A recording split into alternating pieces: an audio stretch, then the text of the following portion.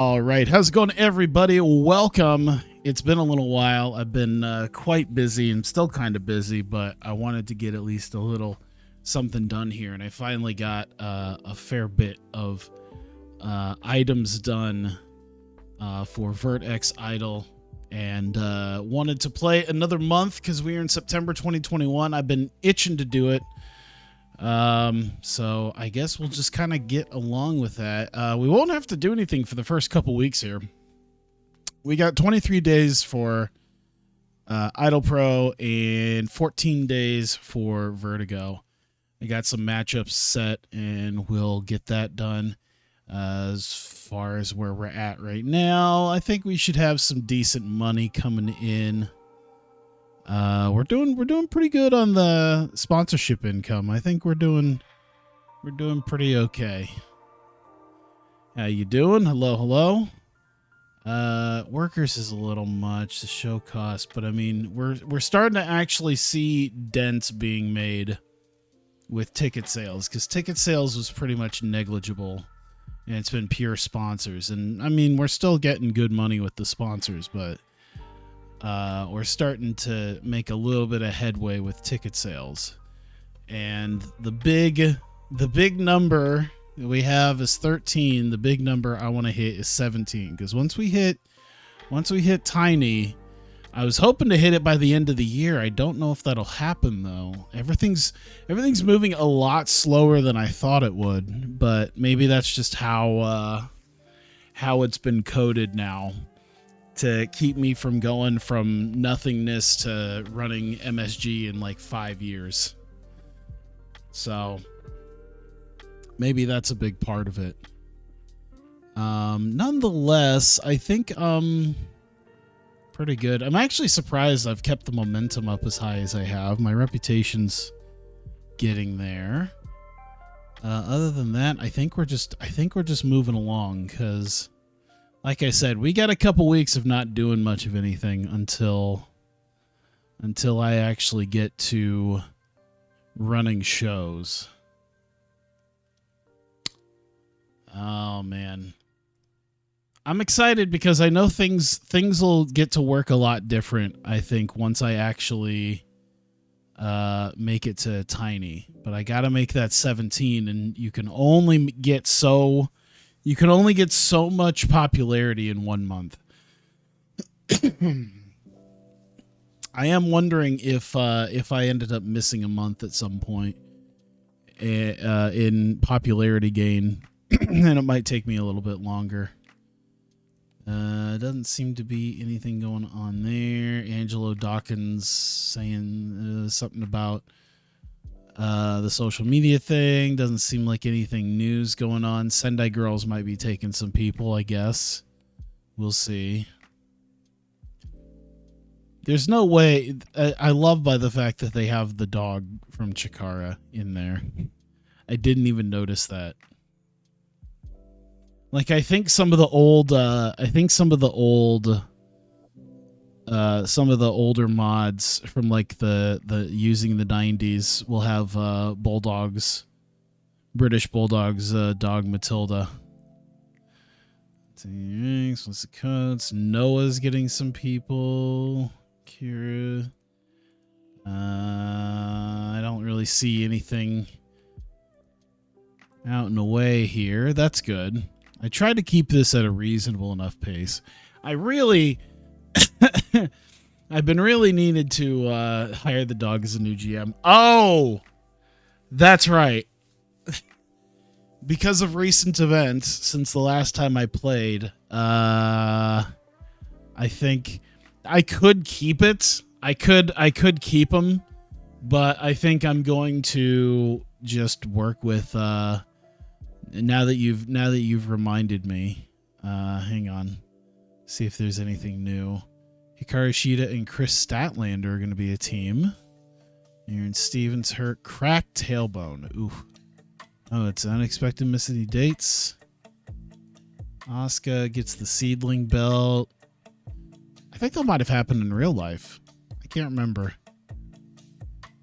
Eddie Kingston says he's carrying Rev Pro. Ethan Page feud. Yeah, this is This is pre AEW Kingston and Ethan Page, so Eddie Kingston's just working everywhere. Jesus Christ, 1, 2, 3, 4, 5, 6, 7, 8, 9 different places.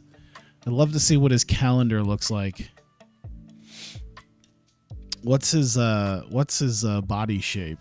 Ooh, his head is he's got a dislocated jaw, cracked ribs. He's definitely sore. His fatigue is at a none, but yeah, he's definitely hurting.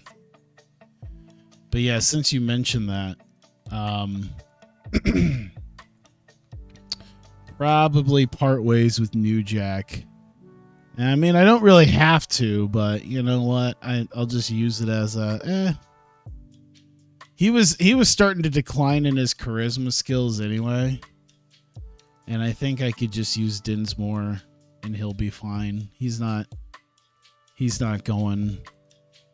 going down that quickly anyway, so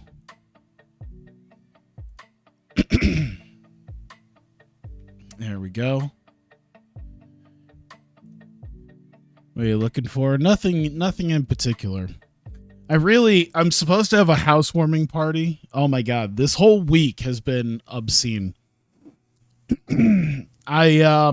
I went to a furniture store. It's a pretty big furniture store around here. Ordered a couch online because I was like, hey, I got some money. Let's go get a couch. That'd be perfect. And I also bought a TV console because they had a really nice big TV console. I had to build it myself, but that was fine. And I got the console built, and that was awesome. And put the TV on, and it's really nice. I got the whole nice little setup. It's great. Because of how the entryways in both the front and back doors of my house, it was impossible to get the sofa in the house. So that was, oh wow, Mayu's joining Sendai Girls.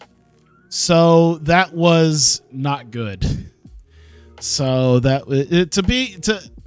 I'm not too broken up about it just because it was definitely a budget couch anyway, but it was still a brand new couch. It was still a nice new couch. And now it's just sitting uselessly in my garage. One of my friends, he's closing on his house in a couple weeks. He says he's planning on buying it from me because he could use a new couch. And I said, hey, it's brand new. So there's at least that. Yeah, I thought it'd be okay, but it just barely didn't stand up straight in the doorway. It's like if it was like maybe a foot shorter, like if I had the love seat version of it, because the love seat version was like an inch, it was like a foot and a half shorter.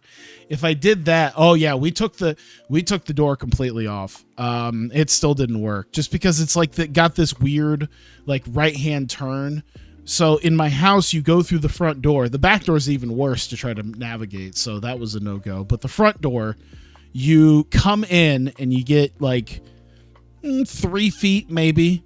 And then it's a right-hand turn to go directly into the living room.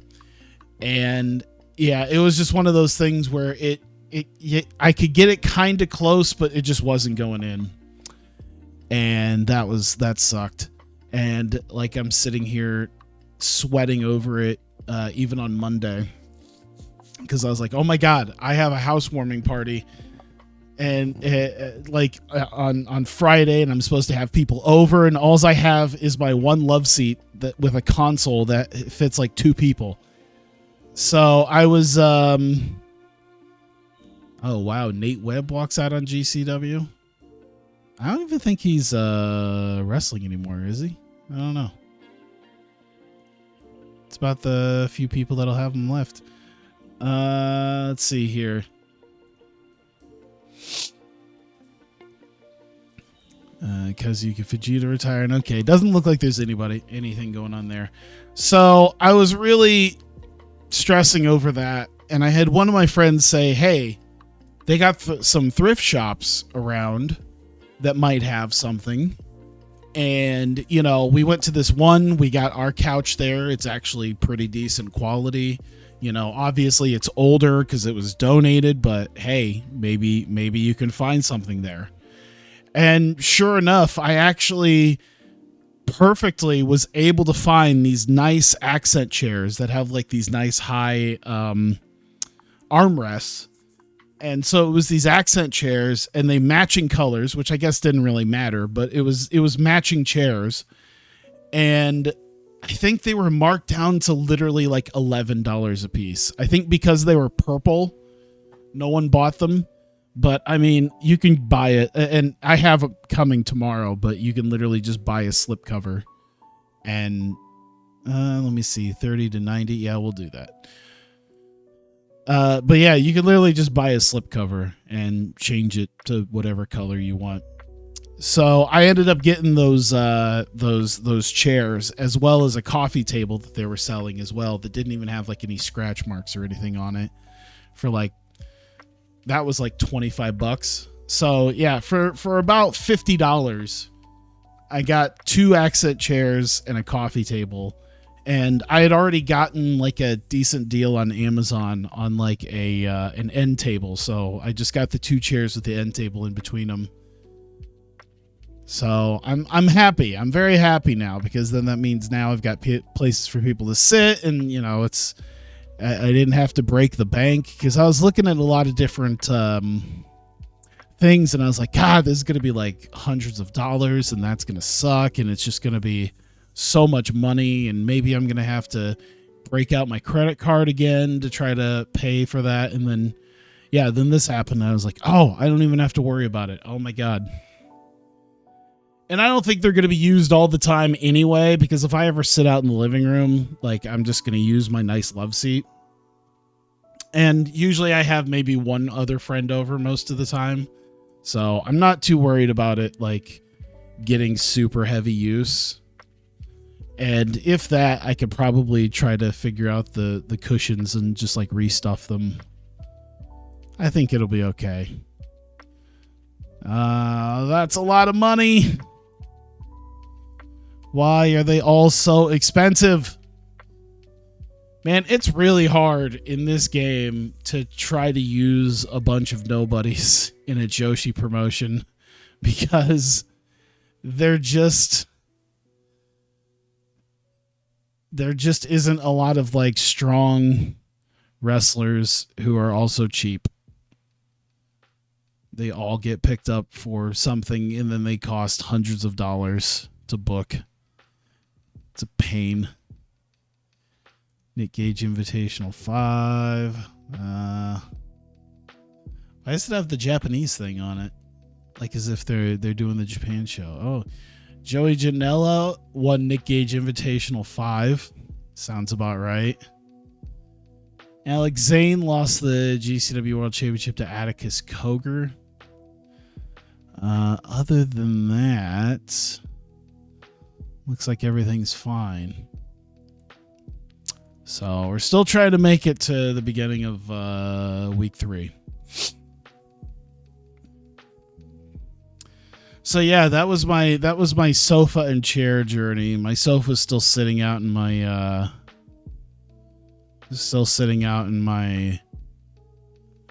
garage for now, but at least I have places for people to sit.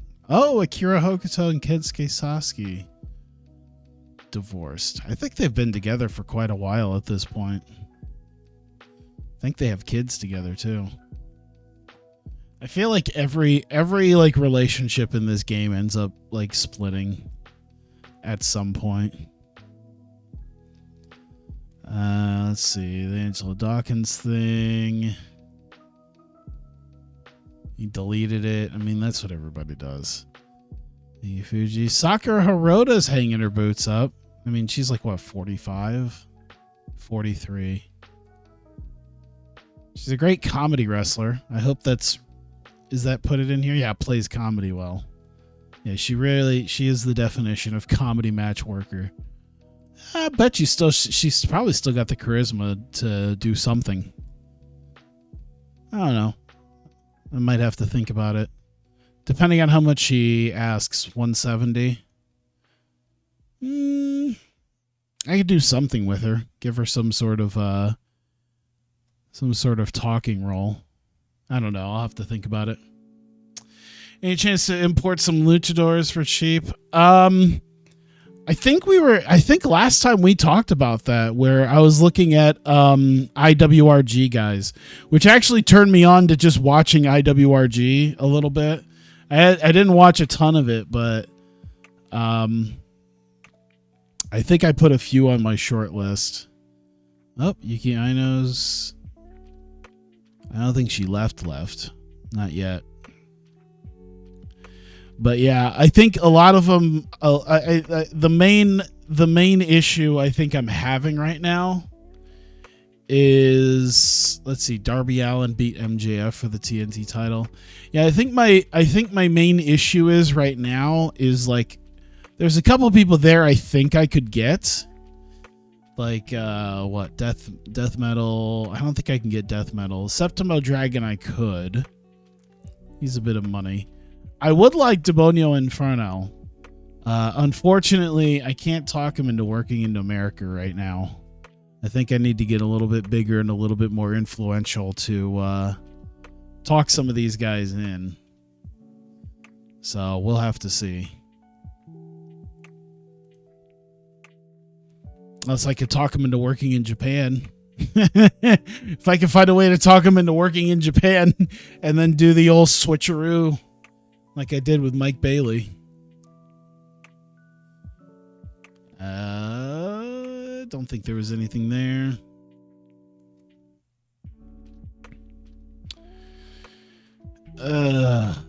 So yeah, I'm trying, but yeah, it's very difficult to get people. Hang on.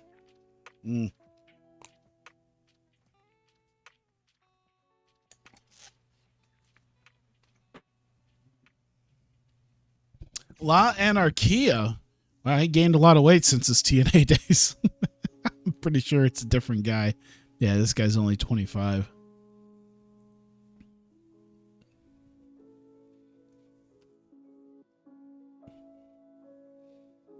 Maddie Neidhart joins Championship Wrestling from Hollywood. Oh, yeah, that's right. She got released, didn't she? Now she's busy working the indies, I guess. Oh, Phantasmo, bulked up Big Swole. All right, not much there.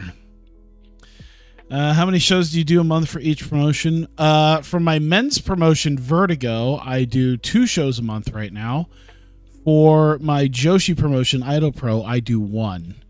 And I would probably do more, but it's a combination of I don't have a lot of money and the availability is pretty much nil. It's just nothing. I got 1 day all the way back at the beginning of the month where everyone was around, but now I got to start booking stuff around just people who aren't going to be there. And I just have to deal with that. This month is one of those months where everyone's so heavily booked that I'm just going to have to let people go. Or I'm just going to have to let people like work a different show and just not book them.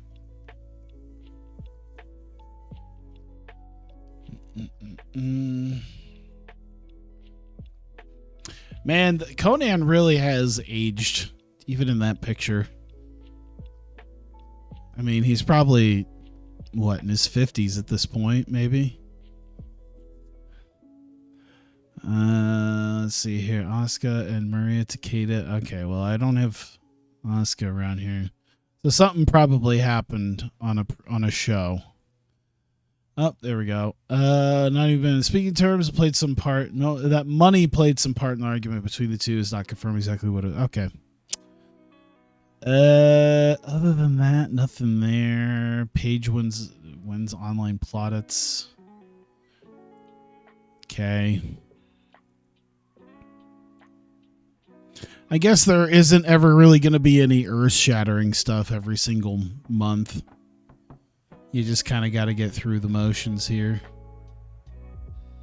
All right, we still got 1 more day, I think. Is it Sunday now, or did we just do it? Okay.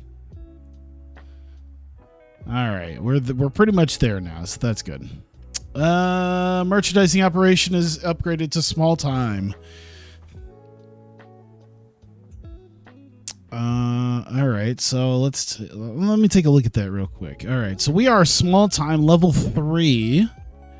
I think right now we're just gonna stay at level 3 for a while. It gets us $1 per fan in attendance, $3 per popularity point per region, so that's pretty good. We don't get a ton of people. I think the main thing I should do is I should do that for Vertigo, because that's probably almost $300 off of merchandise alone, plus for the popularity points. So I should probably start putting some... Oh, we are doing that. I had that idea already, and I'm doing it. I didn't even realize. Way to go, Tyler. Hey, me in hindsight, great job. Seems I already knew that and planned accordingly. Let me just do this. Let me take a look real quick. Nothing. A whole lot of nothing. All right. We're finally getting to our first show. It's going to be a little bit different because the last couple of months I've been doing this, I've been doing a lot of pre-booking. And I did do that for my Vertigo stuff. But for my IdolPro stuff, I haven't. And I think I can kind of get away with it a little bit more for IdolPro just because everything's not quite as heavy there. And I'm only doing one show as opposed to timing out 2 shows here. Billy Gunn in the Hall of Fame. Oh my God. Does that officially make you... Can you imagine, of all people in WWE, to be a double WWE Hall of Famer? Billy Gunn would be one of them. Well, is X-Pac technically one of them? I don't remember if he is or not. I don't think he did. Did he get in for both NWO and DX? I can't remember now.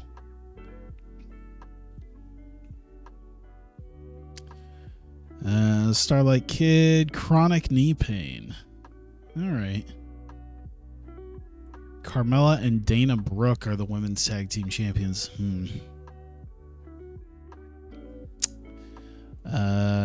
Clash of Champions. I guess I could see what they did. Because apparently, TEW 2020 is supposed to be better at AI booking, so... Let's see. Finn Balor defeated Seth Rollins for the Universal title. Yeah, I don't think they'll ever put the world title on Balor again. McIntyre defeating Mysterio to retain the WWE title. Asuka defeating Shayna Baszler, Becky Lynch, Io Shirai for the Raw Women's title. Lashley defeating Styles for the United States title. Joe beating Black for the Intercontinental title. That'd actually be a really dope match to watch.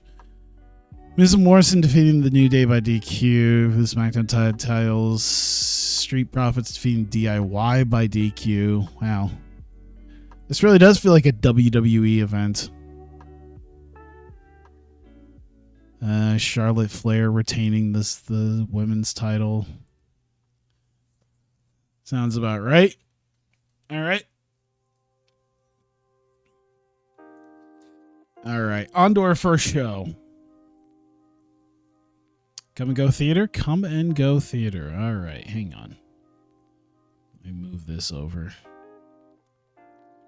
All right. So I should have timed everything out. What's the skin? I forget the name of the skin. Do I have it here?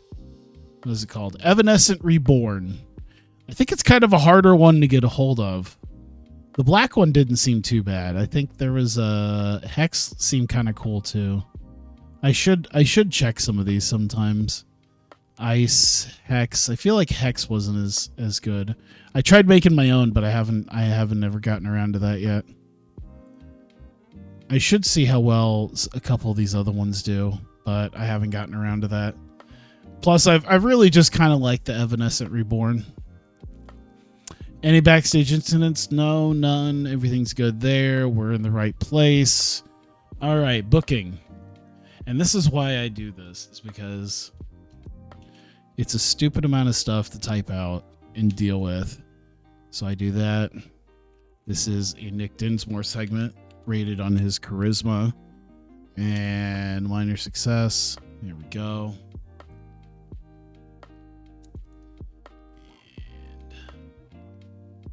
And let's see. There we go.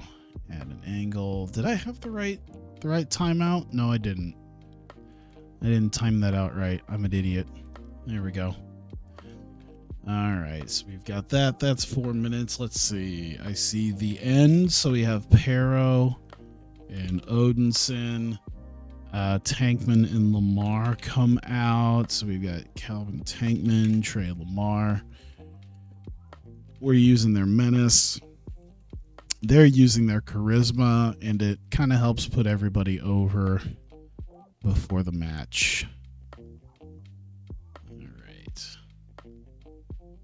So let's see here. We've got tag match, opening match, set up the end, and Tankman and Lamar do that. Was there anything I needed to do? No. How long did I really make this? 21 minutes total? Damn. I mean, I guess I'm making it somewhat competitive, which I think for Tankman and Lamar, I want them to not be complete jobbers, so it makes some sense. We'll have Pero over. I don't really want Trey Lamar to, well, they might just do it anyway, so we'll just do that. Open match, because we'll make it competitive. But a decisive win nonetheless for them. There you go. And copy that. Do that. All right. This is a Tommy Mercer segment. And also Nick Dinsmore coming out. So Mercer's charisma, Dinsmore's charisma, minor success on both of them. There you go. Was there a reason for this match? I think it was more a throwaway match, just getting a couple people out there. Like Griff Garrison versus Jet Knight. There we go. They are going 10 minutes. That's probably why, because I only gave them like 8 minutes to do their thing. Garrison winning. Just a open match, decisive win. Pretty simple, right down the line, basic match.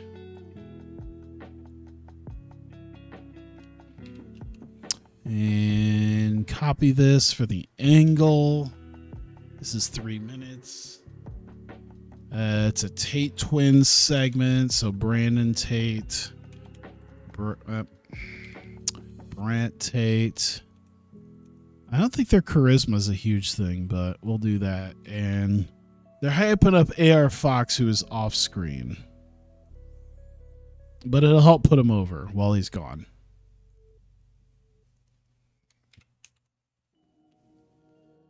Let's see, another angle. This is a body guy segment. So we've got Jesse Godders and Sabby coming out. This is 3 minutes. I feel like I forget who it is, but I think it was like Godders had weirdly not a lot of charisma. Yeah. His sex appeal. That's really, he just stands there and poses while Sabby.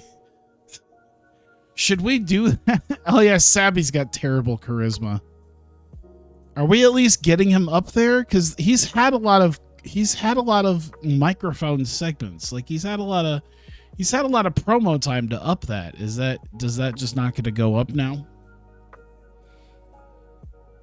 I mean, it's probably not. I could probably do something with getting rid of him. I don't know. But hey, it'll help put him over, I guess, right now. Let's see here. Get a match going. Another tag match going on. We've got the Body Guys taking on the Regal Twins. Put them up there. They are going 14 total. And we're looking at Logan Regal We'll make it an open match, and it's going to be a tainted win. Let's see.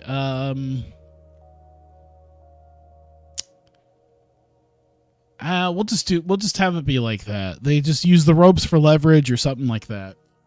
Not the cleanest, but you know what? Regal Twins get a W, so works out. I feel like I was going to put something post-match in there, but I must have been really running out of time because I'm going straight to Ryan Davidson talking about Marty Martinez. So he's going to be off screen. We're going to use his menace, and it's going to help kind of build their feud a little bit more. All right. Let's see here. Next up, we got Mata Abdel Hamid and Bobby Orlando. And this is going 10 minutes total. And I don't really need to be told. I don't need to remind myself that Mata is, you know what? Yeah, he'll just dominate Bobby. Nope, not tainted. Can you imagine him dominating him and then just cheating to win anyway? I wonder if that could be a gimmick. Could you have a gimmick of guys who like dominate their opponents but they still feel like cheating anyway?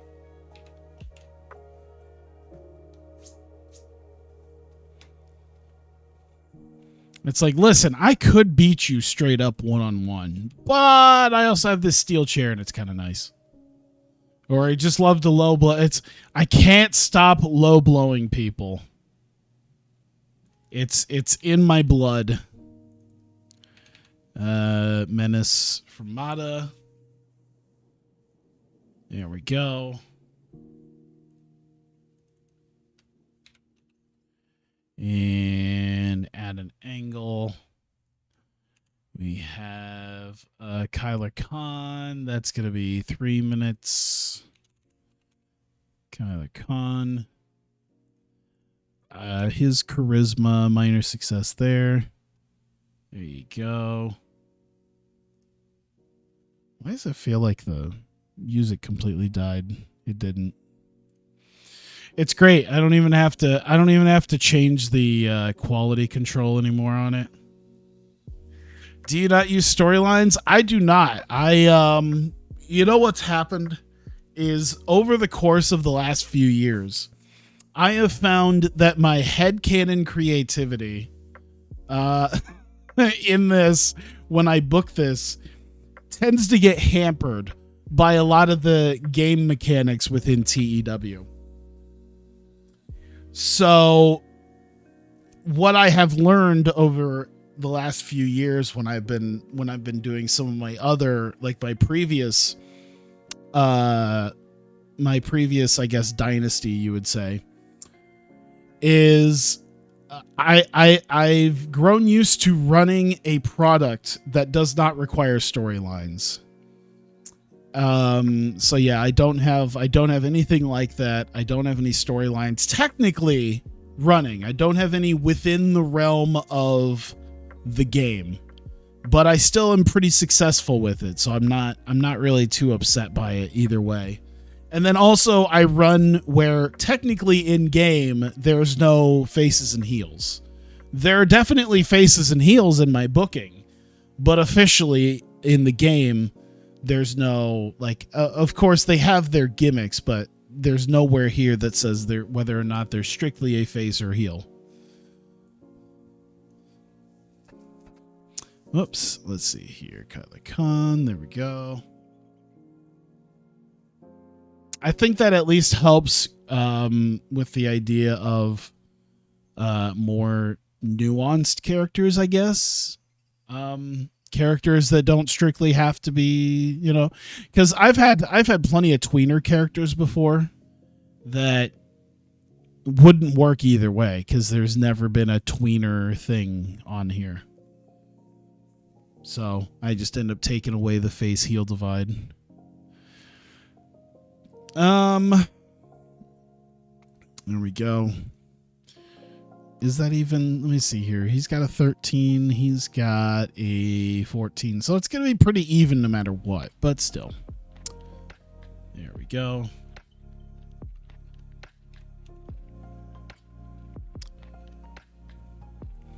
It's just one of the things that while working through some of the game mechanics, I end up not quite turning off, but finding a way to where I can just sort of book a little bit more freely while still being within the confines of the game. My card is his name. Okay, so we're looking at charisma, and charisma success is there.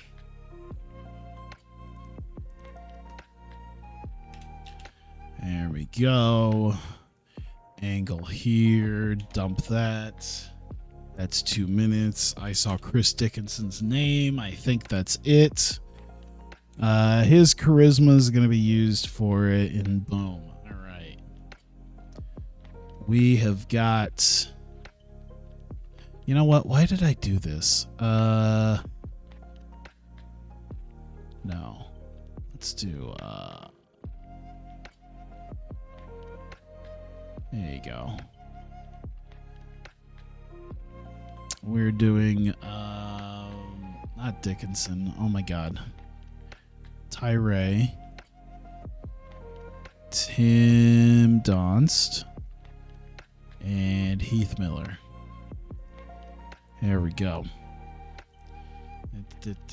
See which product. I believe it's Lucharesu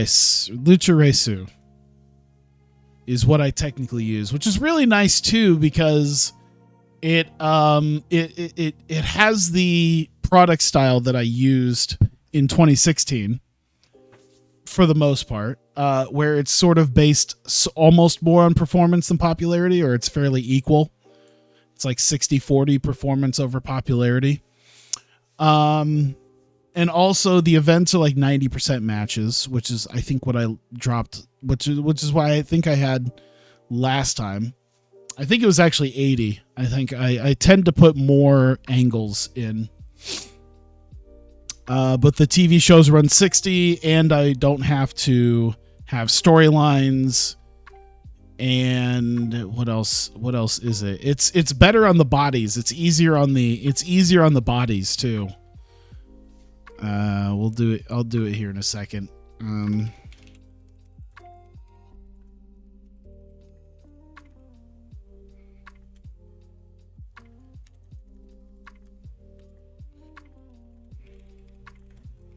We'll just put it like that. Sudden death triple threat match. And we're doing 21 minutes total. And we're getting Heath Miller an unlikely victory. We're going to open up the match here. We're going to make it a decisive win, but it's still a flash pinfall victory nonetheless. There you go. As opposed to who should take... You know what? I bet you Tim Donst will take it. I think Heath Miller's above him on the pecking order anyway. Even though he's dropped down to like a 27. I'm pretty sure he's still... Yeah. There we go. Can I see from here my product? Yes. I call it VertXIdol Wrestling because they both use it. But yeah, core product and current product is Lucharesu. But yeah, there you go. 90% matches, 10% ankles. TV shows to be 80% matches, 20% angles. Ooh, that might not be the greatest.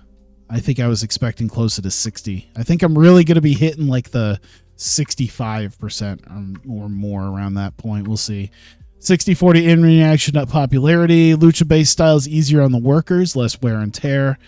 They'll be upset by dangerous, controversial, or bloody match types. That might be not the greatest, but matches less than 15 minutes and not be able to achieve world-class scores, which is actually, I think, easier than a lot of the other deals.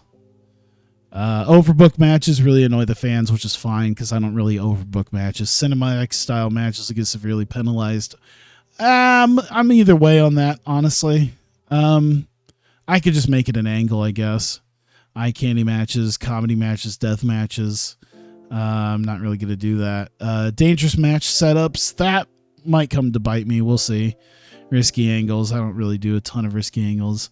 Angle rolls on sex appeal. Let me see. Primarily based on sex appeal. Not really a issue. Gimmicks will not be necessary, but will have an impact if used. That's another thing too. Gimmicks. I technically don't have to give people gimmicks, but I do.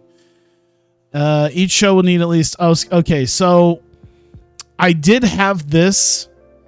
I did turn this off because the high spots are steal the show and technical masterclass matches, especially when you're like a local show, is like impossible to really do. So I did turn that off. Attendance levels will be strongly affected by the wrestling industry. Yeah. So there's quite a few things about that I like. But yeah, I did turn off the match type that you're supposed to have, because yeah, that was really, at least because when you were able to further customize your, I was able to work around, what was it? I was able to work around the previous product stuff that you were able to do on TEW 16. And I could work around that and have the matches I needed to have. But now that they've only set things to like specific products, even if they have a bunch of them, it still is a pain in my ass. And I don't like it. So I just sort of deal with it. And I turn off the things that I feel is ridiculous based on the product you're running. Starks specs. Okay, so we're doing Ricky Starks, and he's talking about Heath Miller, who's off screen. But it'll help pump him up a little bit. And of course, we'll use Starks' charisma. And final match, main event. We're gonna go back to this. We do 1v1v1. There we go. We need Starks. We need Mike Bailey, and we need Taylor Wyndham. All right, there we go.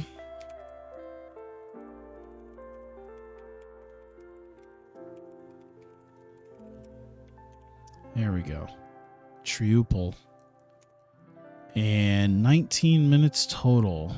There we go. Do you have any broadcasters yet? No. I technically could run shows on YouTube, I think, because YouTube's like a sponsor that you can get when you're a nobody. But it does cost money.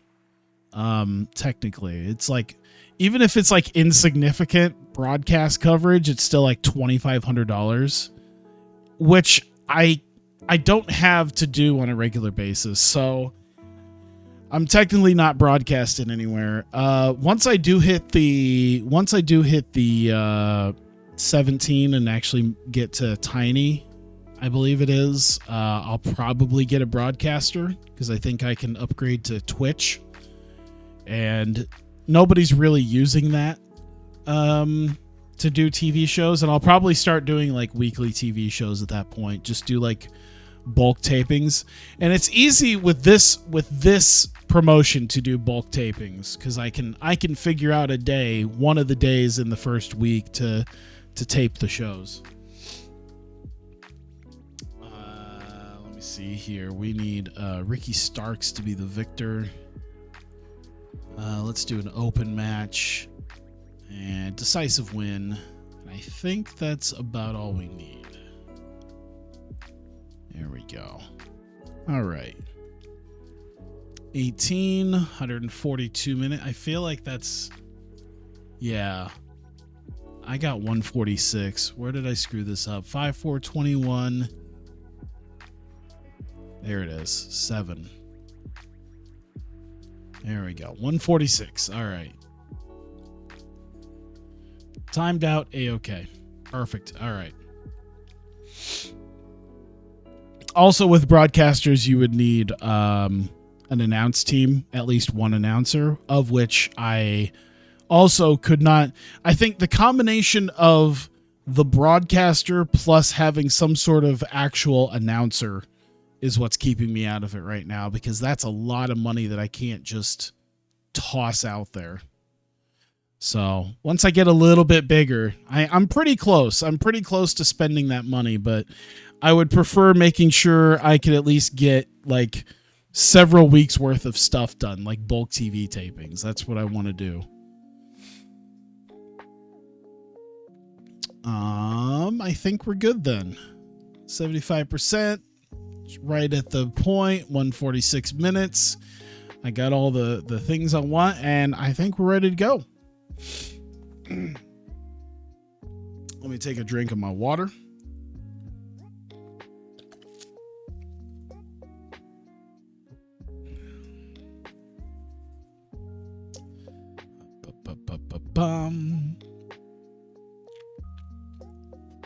All right.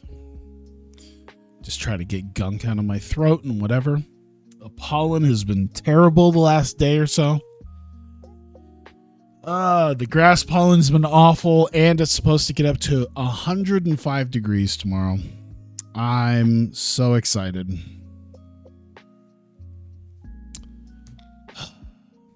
All right. So booking analysis, yeah, we don't have any announcers, but they're not necessary. Everything else is fine. I think we're out the door. All right, click it, ship it, good. All right, it is time for Project Vertigo's Black Label Volume 15. 151 people at Come and Go Theater. We're getting very close to selling it out. We're only about 99 people away now. But we're going to open up the show basing off of some real life things. I decided I was going to change a couple things, and bringing that into here, Nick Dinsmore comes out after his loss at Neon Zero, but he announces that New Jack has left Project Vertigo. And we are now once again left without a commissioner or an authority figure for Vertigo, and Nick Dinsmore will be taking over the duties in the interim. As to how long that interim will be, I guess we'll find out.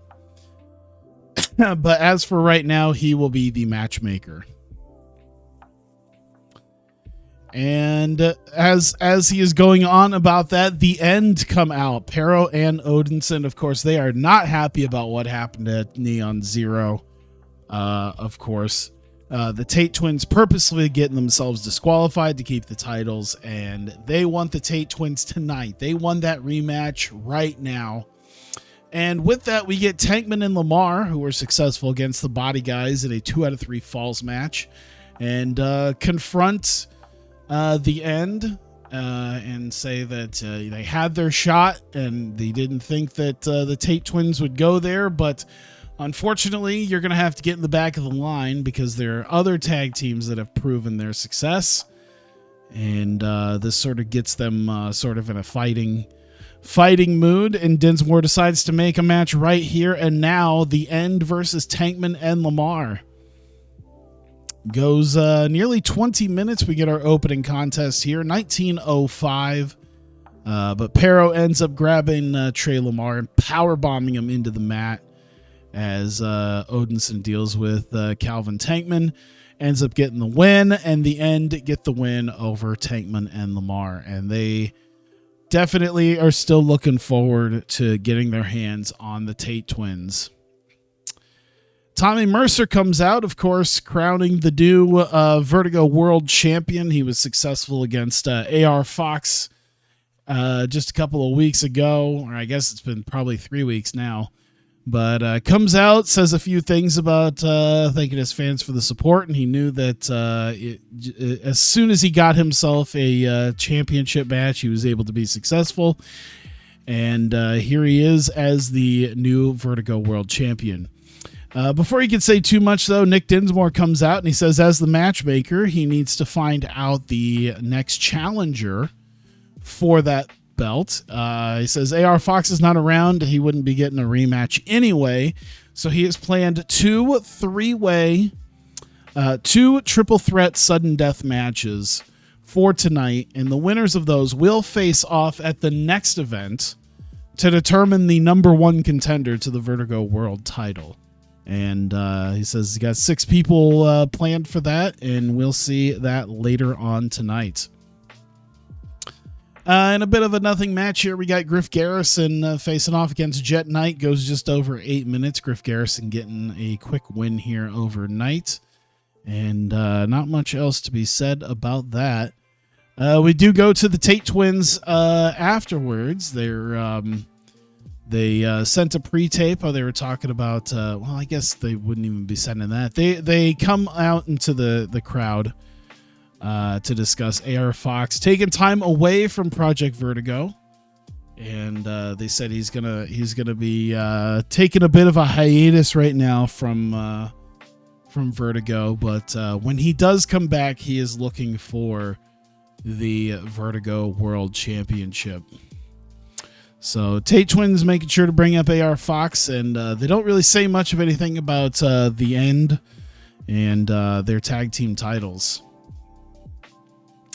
But we go to more tag teams. The Body Guys coming out. They're not very happy about what happened at Neon Zero, of course, losing to Tankman and Lamar. And tonight they say they're planning on bouncing back, turning right around by beating another team in Vertigo. And they take on the Regal twins, who have been fairly unsuccessful here in Vertigo. However, in just under 12 minutes, you get Logan Regal end up getting a roll up on Jesse Goddard. He grabs a handful of tights away from the view of the referee, and it's a bit of a cheap win for them. But nonetheless, the Regal twins end up actually getting their first win as a team in Project Vertigo at the expense of the Body Guys, who of course are even more incensed that once again they are back down to their losing ways.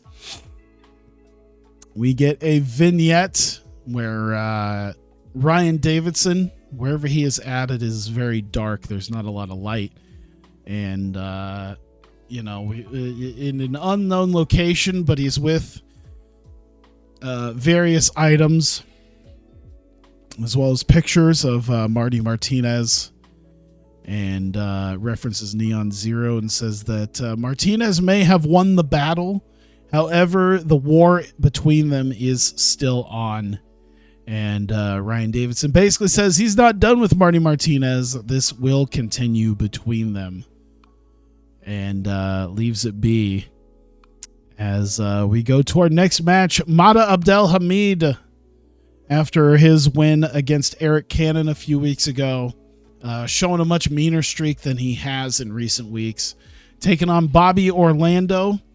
And only goes about 8 minutes before Mada ends up choking out Bobby Orlando and forcing him to submit. And with that, Mada Abdelhamid is victorious here tonight.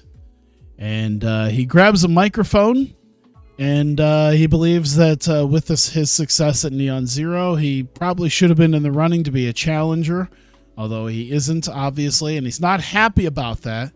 And he'll continue a path of destruction until that time comes that he is given his shot at the Vertigo World Championship. We get Kyler Khan once again coming out with his book in hand, shills it. He gives a couple copies out to some fans, and he says that if anyone else wants any more books, he is more than happy to sign. He's more than happy to sign a copy for them and personalize it however they want.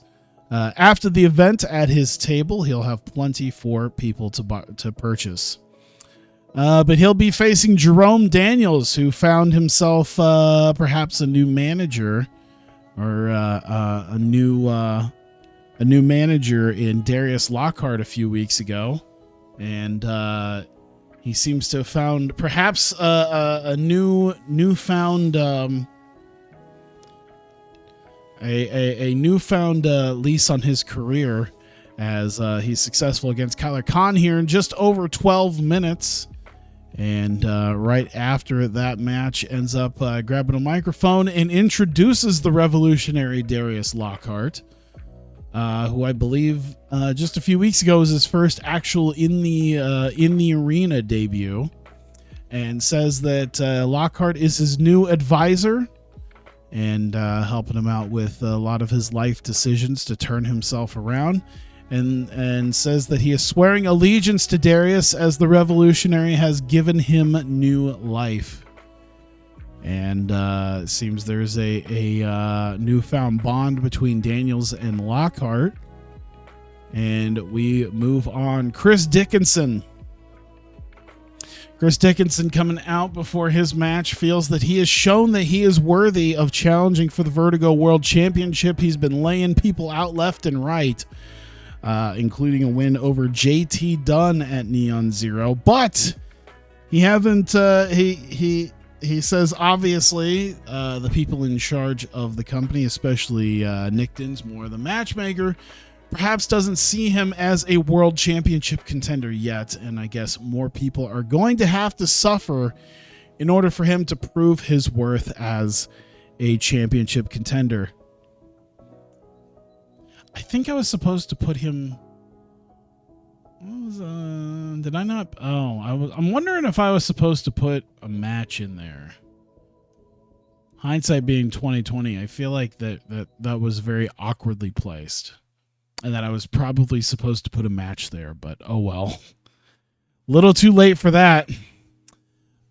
We get our first of two triple threat sudden death matches. Ty Tim Donst, and Heath Miller facing off. It goes 18 and a half minutes, and shockingly enough, Heath Miller ends up getting behind Tim Donst, gets him up with a quick roll up and a cradle, and gets the win. And Heath Miller will be moving on to the next event here next week when we are in Chicago, with a shot at the #1 contendership for the Vertigo World Championship.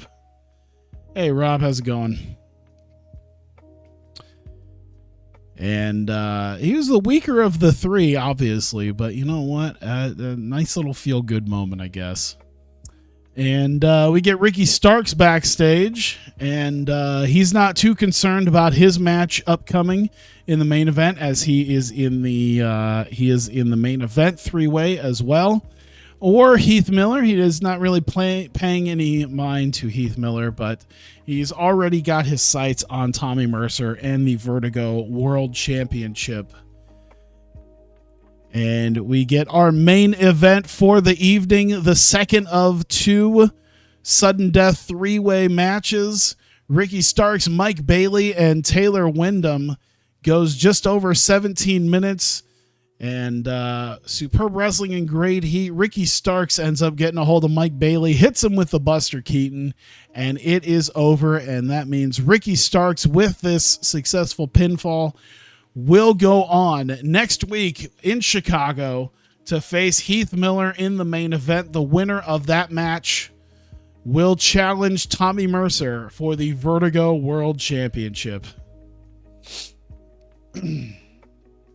You're wearing your Heath shirt right now. Nice.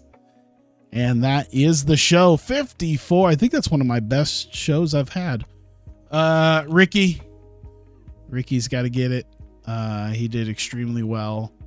Who else did quite well? Can I look at this? No. Oh, no. I don't want to make my exit yet. Who else did well? Griff Garrison, Mata, Bailey did good. Do you know what, Tyree? I'll praise Tyree for his performance as well. So all going to be praised for great performances. They're all very solid. There you go. Ironically, it's an "I will put you over" shirt. Wow. All right. Here we go. Oh, man. Big shows in the Hall of Fame. The WWE one, too. Oh, no. Hall of Immortals. That's the Pro Wrestling Hall of Fame. All right. Is he listed as the Big Show? He is. No more BS. Paul White is in the Pro Wrestling Hall of Fame. He's done quite a bit, honestly. Obviously, he's won like all the 3 major titles at the time that he was around. Look on MV Young. He's really good on the mic. And this RWC database, which year? This is April. This is April 2020 or June. No, this is June 2020. So this is June of last year. This is officially 1 year old. However, I did import the new workers from the August and October mods. As far as anyone beyond that, I haven't done that. All right. Hey, we're only an hour in. That's not too bad, I think. Romeo Roselli, 6 months without work. This man is still technically... Man, I need to know if he's working. The guy who's one half of the Heartthrobs on Raw actually still wrestling on the indies. Sami Callihan in a lengthy feud with Michael Elgin. Oh, boy. John E. Bravo and Tennille Dashwood. Nonetheless, we move on here. And was this Monday week 4? All right, perfect. All right. Let's see. So our next event, the next volume, Monday week 4, September, and we are active. All right.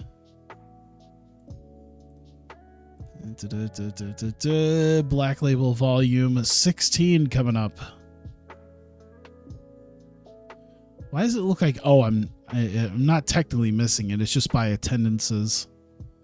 So yeah, 8, 9, 10, 11, 12, 13, 14, 15. Okay, yeah. So we are coming up to 16. Perfect. We are 6 days away. It's going to be a little bit rougher booking the Joshi show since I don't have anything booked for that. It's easy to just copy paste everything for the men's shows because I did do that. But I started running out of time for the women's one, which is fine. I think I can play it by ear. I know what I'm kind of doing anyway, what I plan on doing. Did she? Oh, it's just a transport issue. I'm watching to see if people leave. Rob Van Dam retired officially. I think that's the same way in real life. He's officially retired. I can't remember. He could always come out of retirement for something.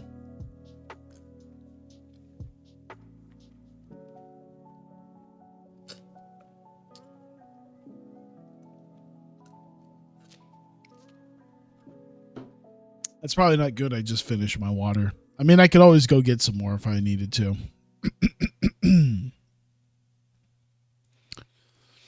Stardom plans a new storyline, AZM versus Konami. Ooh, that'd probably be pretty good. Well, that's a headline that you don't see a lot of. Cody wows fans. Does he?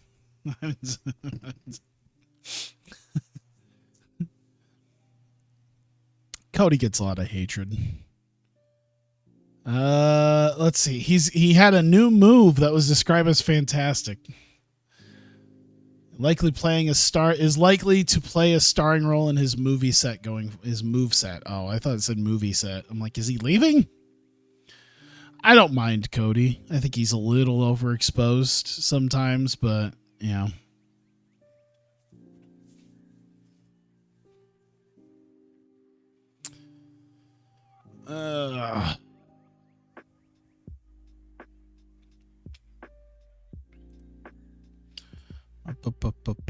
PWG's Battle of Los Angeles. Uh-oh. Why do people want more money?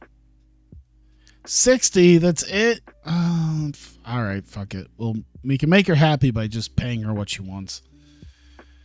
All right.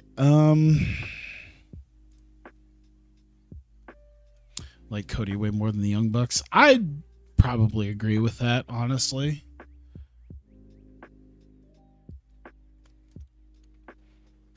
Bucks are good in the ring. As far as everywhere else, though,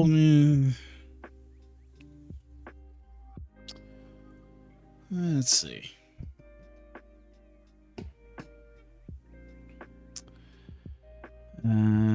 Anything. Retirement for C.W. Anderson. He really does look like some old.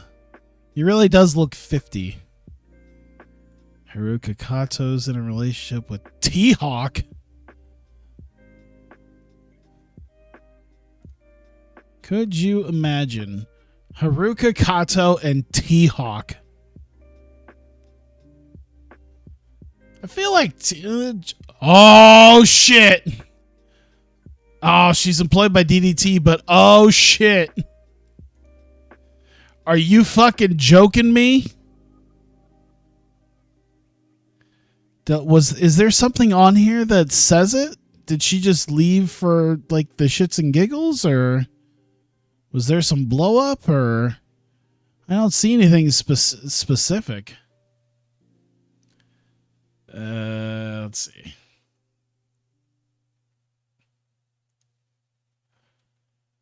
Okay.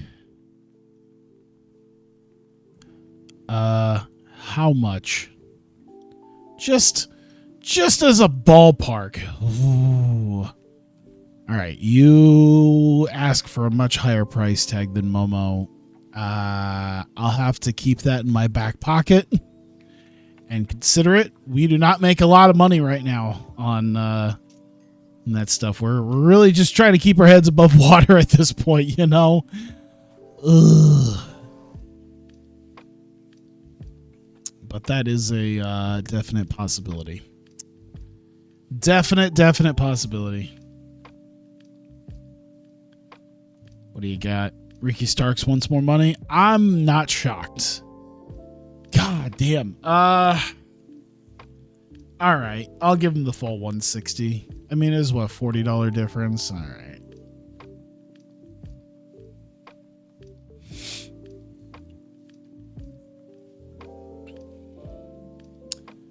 There we go. How do you import new people? Well, you got to have the database there. So if you have a database like this one or a save game, your opinion on Samoa Joe coming back? Yeah, it's pretty good. I don't really watch NXT, but I mean, it was cool. So yeah, basically they have this import data button here, and they have it just even outside of save games. So all you got to do is just have what you need in the database, and then you can import workers. So like if I wanted, Aaron Solo from a different, if I chose a different thing, I could click it and then just, import highlighted items. You can do it with, all these different things, angles, broadcasters, companies, all sorts of shit that you can toss in there.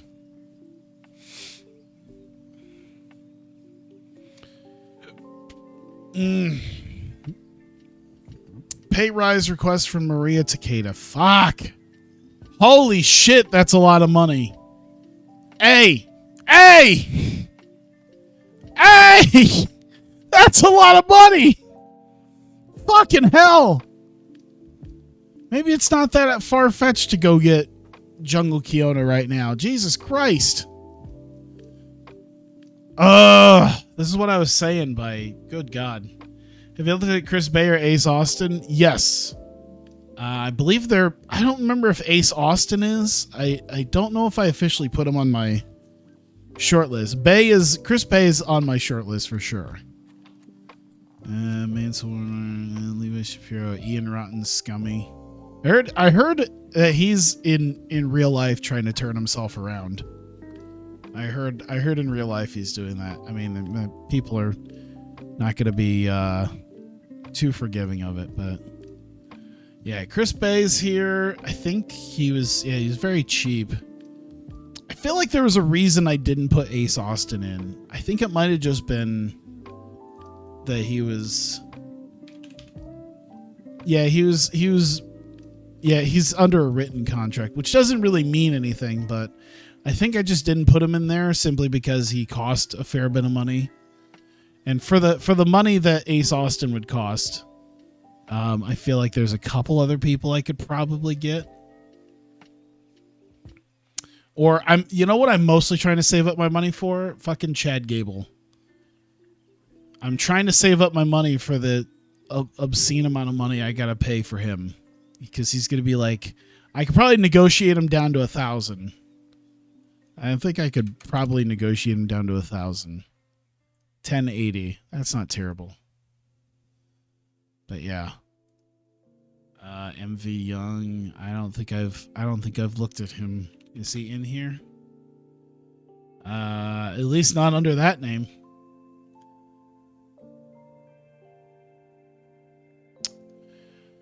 All right, so tomorrow night's the show. We're here. Nothing big, really. I think we're just going. I've got plans for Gable as well, so I'd be excited about that. Gable versus Champ, then see how it affects your money. I mean, that's a decent point. That's one of the nice things, is I can kind of put him in for a one shot, you know. And I feel like they rework some of the contracts now, where even if you bring someone in for like a one shot, then they won't just be like, "No, I'm not going to work with you for like 9 months." Because that was really a big issue in 16. I can't remember if they fixed that or not. Okay, good. That's kind of cool that they're like, actually, I don't need a pay raise. Okay, cool. Because Jesus Christ, ladies, every time I'm starting to make money, you're just pulling it back out of me. Because you just are... Every time I make money, it's just getting taken back away.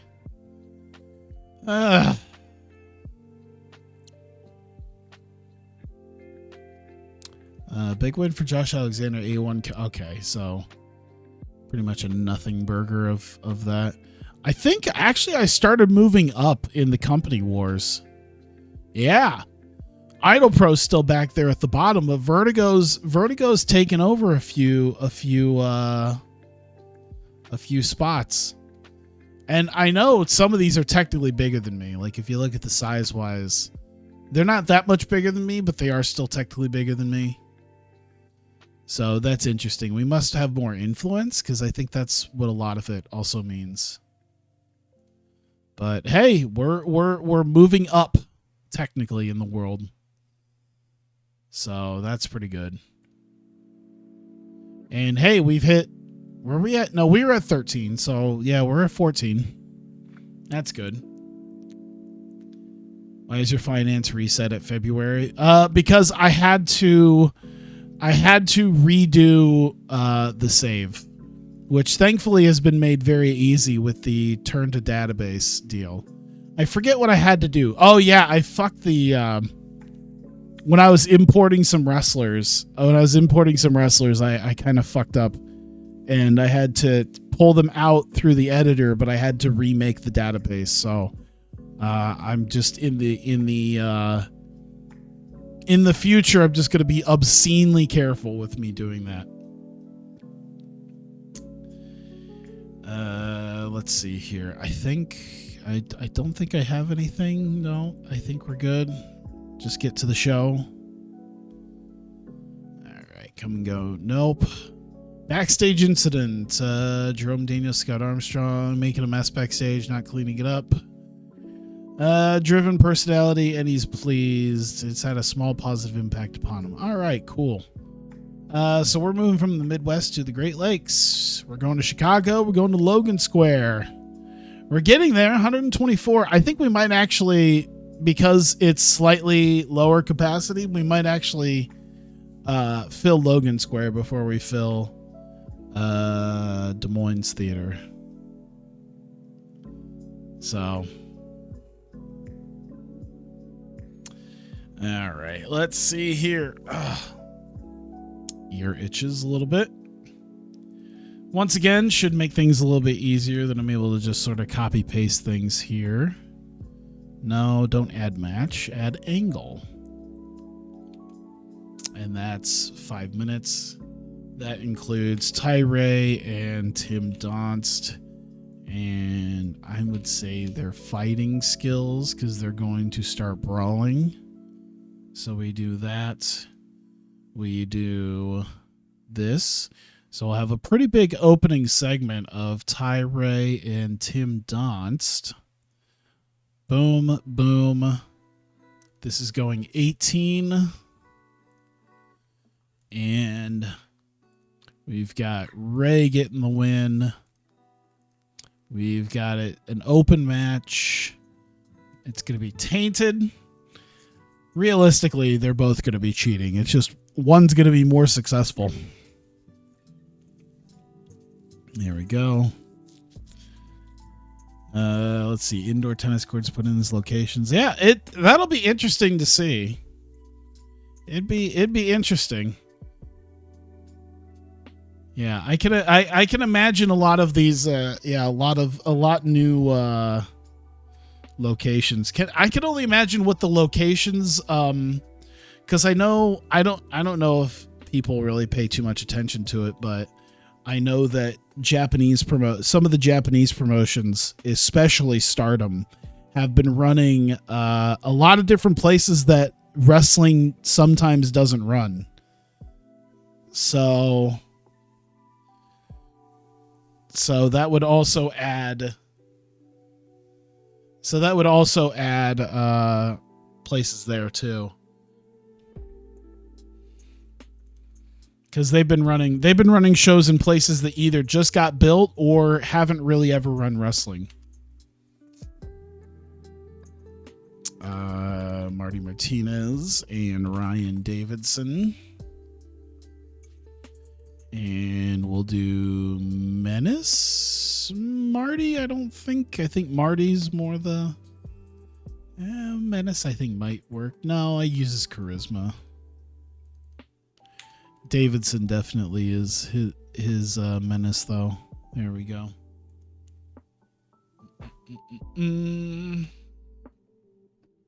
If you don't use him for a month or two, yeah. That is an option you can turn off if you want. I believe in the options. That's like left off show complaints, I think is what it is. You could definitely do that. If you don't like them bitching about not being booked. Neon Ninjas. Tankman and Lamar.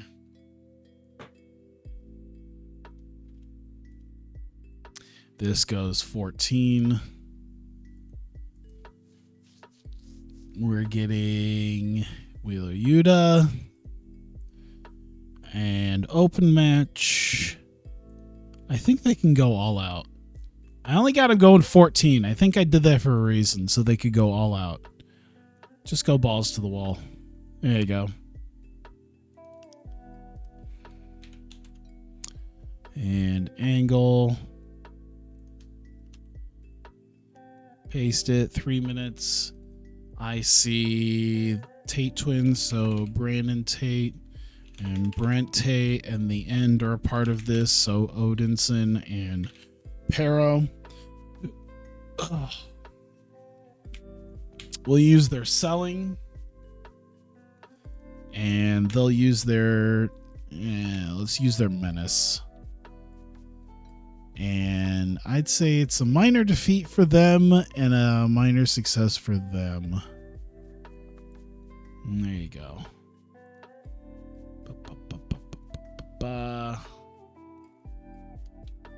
Yeah, another loss for Tank and Lamar. It's not great, but I mean, there's a certain hierarchy, and I kind of like pushing Neon Ninjas a little bit higher. I mean, they did get pretty far in the tournament.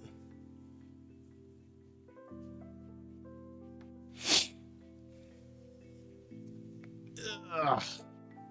I mean, they're not. I guess they're not all the way down at the bottom. That's still Body Guys. They're not quite in Body Guys Regal Twins territory yet. So I think it'll be okay. Let's see. This is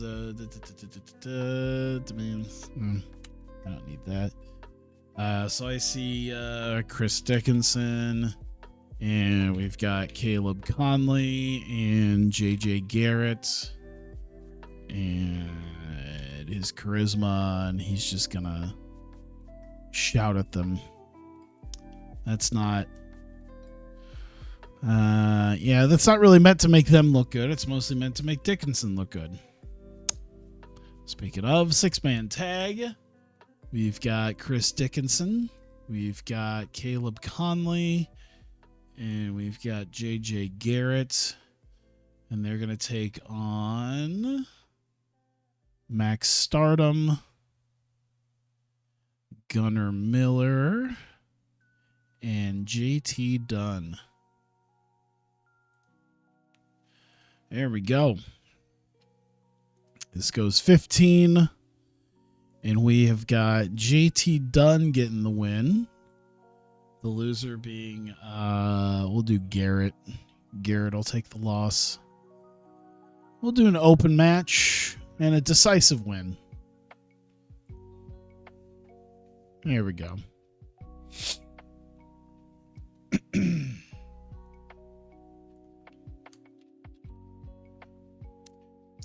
Another copy paste angle. I saw Chris Dickinson is in this and Effie is in this. So, what is this based off of? Is Dickinson got decent menace? He's got okay menace. Let's use his menace. Because he's going to try to be intimidating at first. And then Effie's just going to be pure charisma. Maybe not minor success for Dickinson, but definitely for Effie. There you go. And Taylor Wyndham. It's been a little while since we've gotten Wyndham out here with his podium. So he needs to come back out with his podium and rant about politics.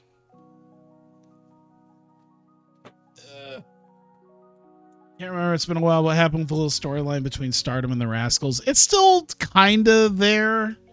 It's the main storyline tends to be how unsuccessful Max Stardom is when he's not teamed with the Rascals.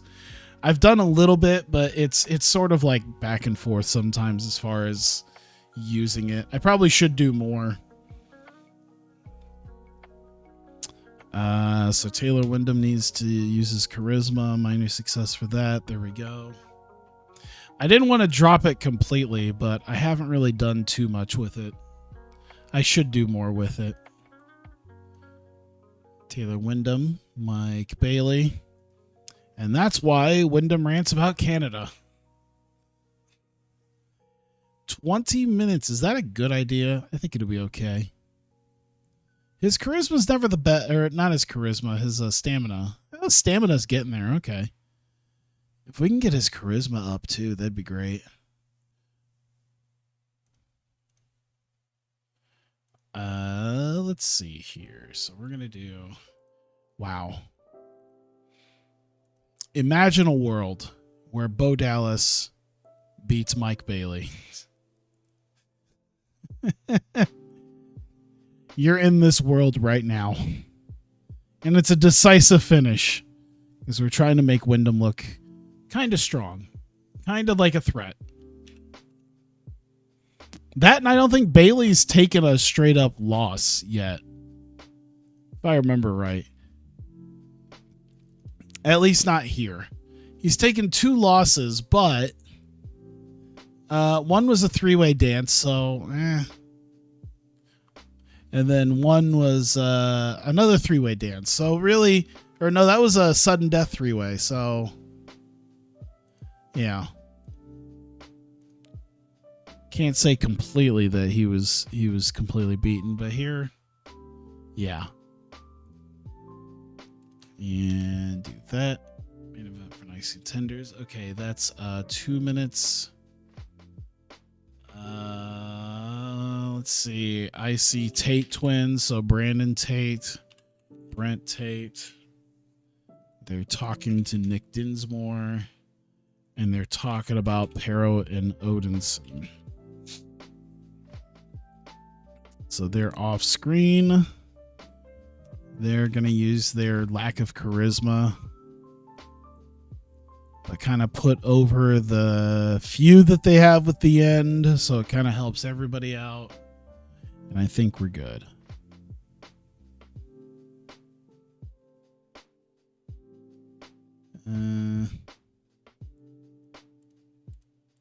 Actually, I'm going to do... There we go. I'm going to change that.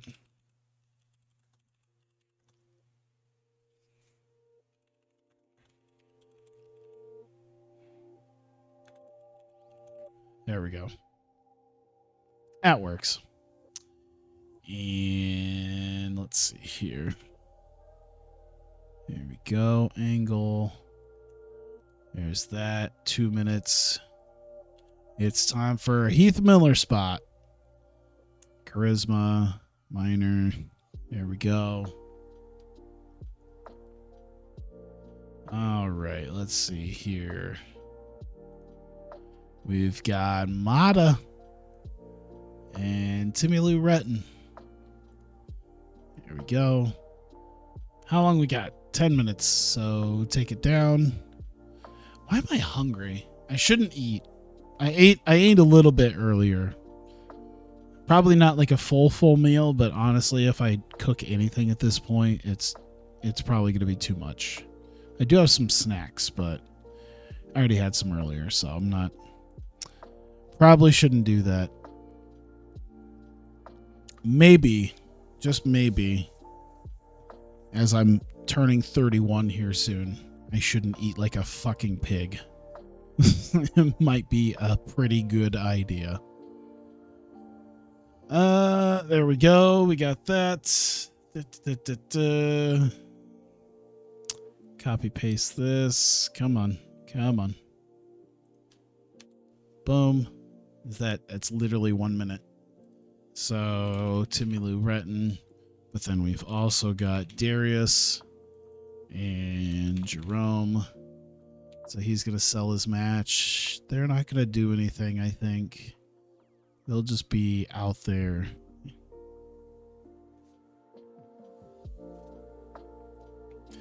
Here we go. Speaking of the Rascals. You know what? I think just to kind of keep that up. Have I tried Pro Wrestling Simulator? I have. I have I think a couple of mods that I've put in there. I haven't really worked too deeply with it, just because I've been having to mostly deal with this. So, but I kind of like it. I think more than anything, I really like the what is it? The user interface. I haven't really seen too much about the contracts. If literally if it literally had all the stuff that TEW 2020 does, but has the user interface, if it even gets like 80% of what TEW does, and has the user interface, the much more friendly user interface than what TEW has, it would be an amazing game that I'd never probably not play. Even if a new TEW game came out, it's like, oh really? We're gonna do another Visual Basic game, this time in the 2020s again. So I at least bought it to say, well, I'm not playing it all that much, but I'm at least showing my support. Hell, that's what a good chunk of my games are. Not a good chunk, but like smaller games, like Axis Football. I buy a lot and don't play a ton, but I do like to support them. You know what? Since it was mentioned, I'll put Max Stardom out there anyway, because why not? I won't have him say anything because I don't know if has he learned English by this point? I think I could check that, right? Let me see. He's been around enough English speakers. Yeah, he can speak fluent English now, because I believe he just spoke Spanish. So, should be better now. What does his charisma look like? I haven't even checked that. 54. It's not bad. Yeah, we'll give it to him. Here we go. Give him perks like they can veto you signing someone or pay travel expenses. Contract perks, yeah. I think they I mean, I know they do that in TEW, but that's pretty cool. There we go. Like I said, if Pro Wrestling Simulator starts getting a lot of the stuff that I really enjoy about TEW, I'd probably switch over to that. And like I said, I bought it to support it, and I want to see it grow. I just don't think it's quite at a point where I'm gonna just start using it all the time. But people who are more into, you know who I think it's perfect for? People who find TEW to be a little too much, so they still play EWR. I think that's, yeah, and also the indie company thing. I haven't tested any of the indie company stuff. But yeah, I think it's probably good. I think Pro Wrestling Simulator, right, or Pro Wrestling Sim, because I think there's two different things.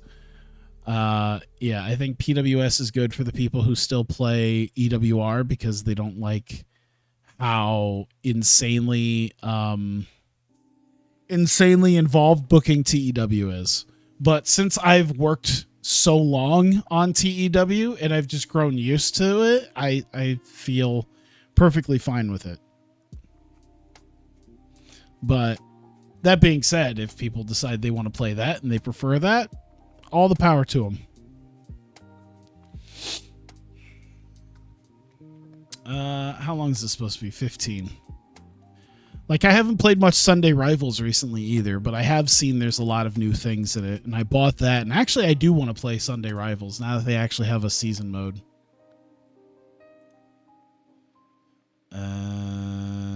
Let's see here. I guess it doesn't completely match. Let's give it to Zachary Wentz, because honestly, we need to get him. Desmond Xavier is really just kind of carrying every match they're in. Should it even be? Oh, you know what? Maybe it shouldn't be open. It is the Rascals. They are a step above the Regal Twins, even if they got the surprise win.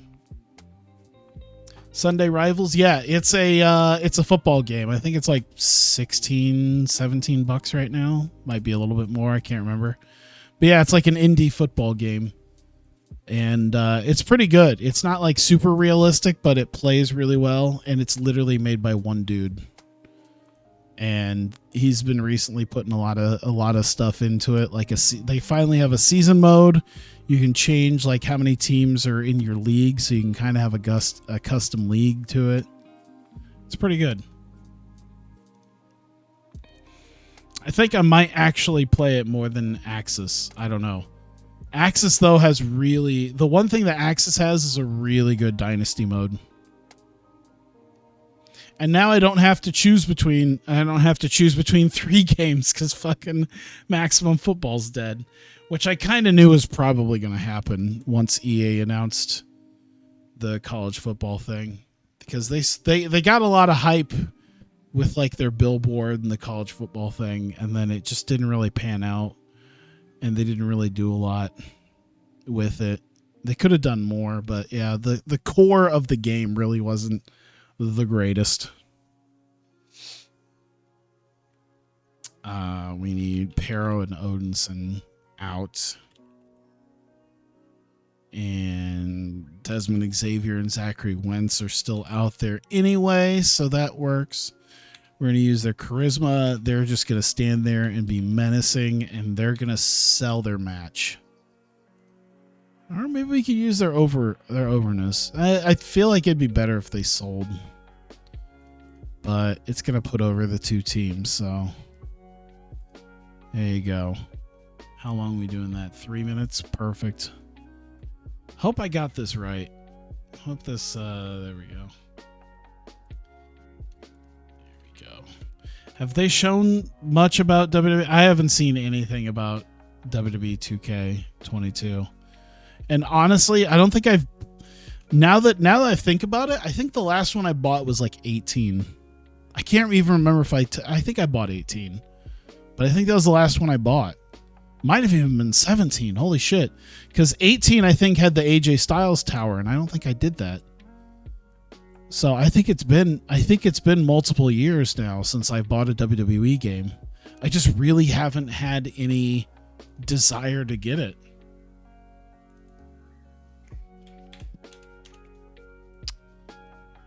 Does PWS have mods? They have a few. Since it's running basically off of what is it? Not Outlook or Excel. It's Microsoft Access. Like it's running off of like Access databases. I think it makes it easy to actually work on outside of the game. But yeah, because of that, it does make it, I think, a little bit more difficult to import mods. I forget exactly, but it's just like an extra like step or so. I think 18 was wrong. Okay, it might have been 18 was the last one I had. I don't remember. It was the one before the Styles one, so I think it was 18. But I didn't even play it all that much. Starks is doing his charisma, minor success. That's 2 minutes. All right, cool. And a match. 2K14. I'd probably agree with that because that was the last true THQ one before 2K took over and just completely annihilated it with 15. And it took them like 2-3 years to actually put shit back. Man, 15 was such a disaster. Didn't 15 like not even have like multi-man Hell in a Cells? Like didn't it top out at like 3 or 4, something like that? I forget. You know, something silly.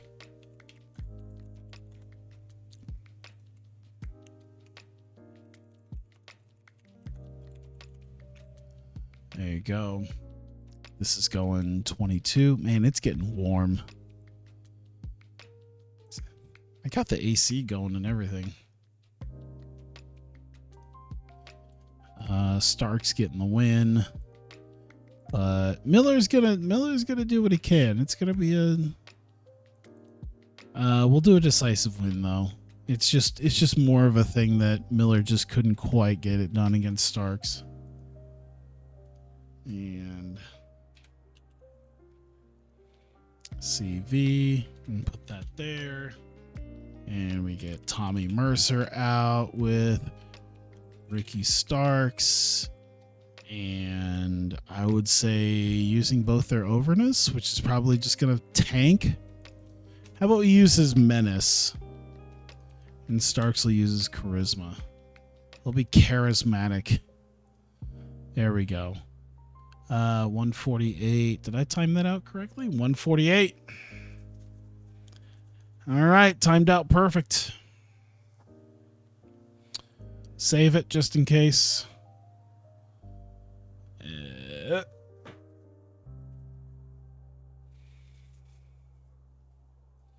Let's see. I think we've got everything. 20 segments, 148 minutes. Hit within all the limits. Analysis shows. We've got everything. I think we're good. I think we're good. Ship it out. All right, here we go. Vertigo's Black Label, Volume 16. We are in Chicago at Logan Square Auditorium. 127 people here for this show. We're going to start off immediately. The fallout from Volume 15. Ty Ray coming out, and he is not happy. Of course, he was in the main event, or at least the semi-main event. In his three-way, he lost. No thanks to Tim Donst. And he runs down Heath Miller, saying Heath Miller only won based off of a fluke. And if goddamn Tim Donst wasn't there, Ty Ray would be going on to be the #1 contender for the Vertigo World Championship tonight.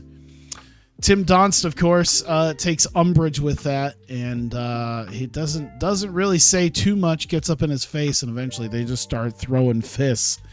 And Donst does not like Ty Ray's words, And it leads to an impromptu match to open up the show. Tim Donston, Tyree, superb wrestling and a decent reaction. It goes just over 16 minutes, and both these guys try to cheat one another out of the victory. They each do their own series of cheating maneuvers, low blows, eye pokes, you name it. They're doing whatever little things they can to get the win. But eventually it is Tyree getting a handful of Tim Don's tights that ends up getting him the win. And let's see here. Marty Martinez. He's got a vignette. He's not around, but he's addressing Ryan Davidson's declaration that they are not done yet and that he still wants a piece of him. And as he's talking about Davidson, his vignette is interrupted by a vignette of Davidson's own, where he once again yells at Martinez about wanting him. And he is officially declaring war against Marty Martinez and is challenging him to a rematch next month. So it looks like they'll have another major battle ahead of them next month. We go to Neon Ninjas versus Tankman and Lamar. Superb wrestling and decent reaction. Goes just under 12 and a half minutes. And eventually they get Tankman out of the ring again. And Trey Lamar getting submitted by Wheeler Yuta with the Yuta lock. And Neon Ninjas taking a victory here. Proving that the chemistry between them makes them one of the top teams in Vertigo. And we get the Tate twins backstage. Of course, they don't really bring up much about the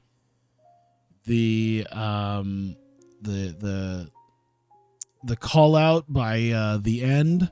And they start talking about the tag division and who they think they could beat. And it's quickly interrupted by Pero and Odinson, who have found them. And they start tossing them around the building. And they end up sort of brawling into just certain corners of the building. And they start beating them down the street as the Tate twins attempt to run away with their tag team titles. I thought I hit next segment. There we go. We get Chris Dickinson coming out. He's got a 6-man tag match with Caleb Conley and JJ Garrett. He starts dressing down Conley and Garrett. And he gets in their faces and demands that they don't end up on the losing side of this match, because Chris Dickinson is not going to take a loss because his teammates can't pull their own weight. And the inevitable comes true, as they weren't able to do that.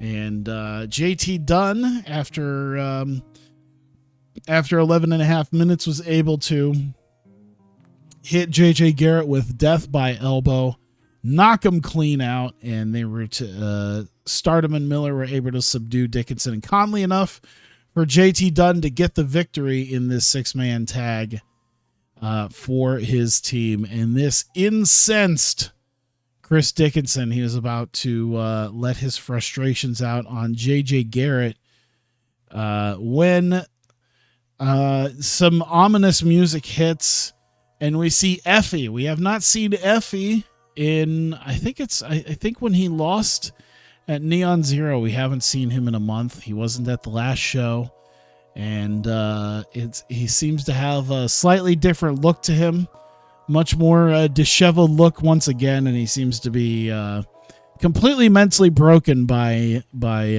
his loss to, I believe it was Tyree. And he comes out and sort of shuffles out to the ring. Dickinson looks him up and down, and Effie does look a little bit crazed. And Dickinson thinks a little bit better and decides to just head out of the ring, as he feels he has made his point. Taylor Wyndham, he brings the podium back out. It's been a couple of events since we have seen Taylor Wyndham's podium. And he starts a rant against Canada and the many laws in Canada that make it so much worse than America. And talking about how great it is to live in the land of the free. He attempts to start a USA chant before his opponent, Canada's own Mike Bailey, comes out and they have a match. Superb Wrestling in good heat. Taylor Wyndham, though, in just over 18 minutes, gets Mike Bailey, hits him with a truth bomb, and gets a clean victory. And Taylor Wyndham with a win over Mike Bailey here. So solid win for Wyndham. He wasn't too successful when he had to go up against some real contenders, but Mike Bailey is definitely a true contender for the world title. So Wyndham proved himself one of the top stars in Vertigo. The Tate twins have managed to make their way back to the building, and they find Nick Dinsmore backstage in the hallway and start yelling at him about the fact that they were assaulted by Pero and Odinson, and demand that if Dinsmore is going to take over as the matchmaker, then hey, they need to do something about the assault on the tag team champions. And Dinsmore just kind of looked at them like they farted in his face, and he kind of changes his expression. He says, fine. He'll find a solution to deal with this problem tonight. And the Tate twins still pissed off. They seem a little bit satisfied about it. So they'll leave it be, as Dinsmore promised he's going to deal with this by the end of the night.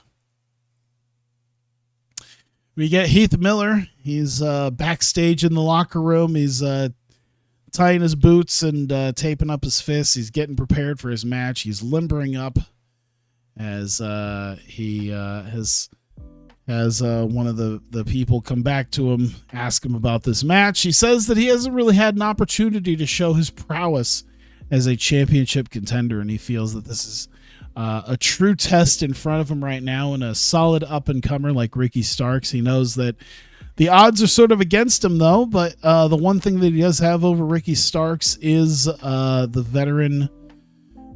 veteran presence and the experience. So, you know, he says he's been in the ring with some of the best, and even if he lost to them, hey, he does have the experience in dealing with tremendous up-and-coming stars, and Ricky Starks is not really any different. So he says he's going to have to do whatever it takes to end up becoming the number one contender tonight. We get Mada Abdelhamid coming out once again. He says he's going to start a path of destruction to prove his worth, and does that against Timmy Lou Retton here. 8:21. Decent little match. Didn't have much else to it other than Mada just destroying Timmy Lou Retton and leaving him laying and walking away. And as he's sort of recovering in the ring, we get Darius Lockhart and Jerome Daniels come out. They sort of walk up to ringside. They don't really do anything or say anything. They don't get in the ring. They just sort of look at Retton and make eye contact with him. And Retton doesn't. He seems a bit confused on why they're out here. And they don't say anything. They decide to, after just sort of looking at him, turning around and leaving. So, a bit ominous there. Not sure what's going on with that. But we get the Rascals coming out. Of course, Desmond Xavier, Zachary Wentz looking forward to challenging again for the tag titles. They weren't around for the last show, but they're here now with their buddy Max Stardom, of course, who was successful earlier tonight in a 6-man tag match. And they say this group is a very solid group, and they're ready to once again start headlining shows. Of course, in front of them, they've got the Regal twins. Goddamn. Like I said, Desmond Xavier is really carrying the entire thing here. Nonetheless, solid little match. Just under 13 minutes, a very quick-paced match for the two teams. But nonetheless, Wentz and Xavier hitting the Super Stoned Press on Sterling Regal and ends up getting the win. And the Rascals successful once again as they look towards the Tag Team Championships. And with that, we get the matchmaker, Nick Dinsmore, coming out. And he says that he's made his decision on on the tag team championships, and he says that the Tate twins might not like it, but you know what they did at Neon Zero was cowardly, and that Pero and Odinson deserve another shot at the tag titles. However, they do realize that they should still have to earn another shot. So at the next event, at the next Project Vertigo Black Label event, it will be the end. Pero and Odinson taking on Xavier and Wentz of the Rascals to determine the number one contenders to the tag team championships. So seems like we will have our new contenders to face the Tate twins at the next event. Ricky Starks is interviewed about his preparations for the main event against Heath Miller. Starks says he hasn't really done all that much. He's mostly just been kind of sitting around, not doing a whole lot, and doesn't really feel that Heath is that much of an issue. Feels that Heath is past his prime. It's past his time to really make an impact in wrestling and try to challenge for a championship. And he says Heath Miller will be exposed tonight by the much younger and much more talented Ricky Starks. And we get our main event, the number one contendership for the Vertigo World title, up for grabs. An exceptional match. Ricky Starks in just under 20 minutes. Heath Miller putting up a valiant effort, but Starks ended up turning it on to serious mode, hits him with the Buster Keaton, and ends up getting the victory. And Ricky Starks officially the number one contender once again. I think this is probably about his third time being the number one contender to challenge for the Vertigo World Championship. So he will face Tommy Mercer at the next event for the Vertigo World title. Speaking of Tommy Mercer, he comes out with the World Championship, and he and Starks stare each other down, and that ends the show. The stare down between them. 56, even better than we did. God damn. Okay, Desmond Xavier did great to carry that tag match. I feel like the 49, we need to do Wheeler Yuta, and I'll do Ricky Starks as well. Actually, you know what? Let's do Facade. I don't think I've given Ricky Starks a lot of praise, so we'll do that. Actually, also, let's do Taylor Wyndham instead of that. I see I've done Desmond Xavier a few times, or maybe just the one time, I guess, but nonetheless, I want to praise them for their performances. They did great. They all did great. There you go. Under 2 hours, but I still have my Joshi show to do, and I am flying blind officially, so this will be interesting. I think I'll be able to get it done decently quickly. We'll see. Let's see here. Shingo Takagi. Oh my God. Oh, he's the United States champion. I thought it would be so appropriate if he actually managed to win the IWGP World title. How great would that be? But nope, he's just the United States champion. Let's see here. Anything else? Shoko missed her show, but looks like she hasn't left officially, so that's fine. Sendai Girls is getting more people. Uh-oh. Ryo Mizunami. Okay, that's fine. Whatever. I just don't need more of my people leaving just on a whim. All right, let's see here. AR Fox has big morale issues. He's angry. All right. You know what? I'll give him $1,000. I think that's going to be a really good chunk of change for him. There you go. He's very happy. He's annoyed still. But you know what? I'll use that money because I'm only 1,800 shy.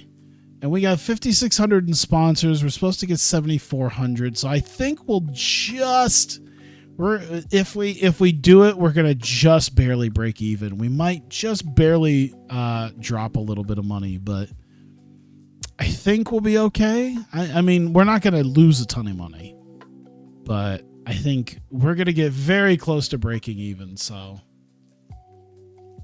that'll be fine. And here I was for a second thinking that they were doing a Tokyo Joshi show right now, but no, it's later when I'm sleeping. I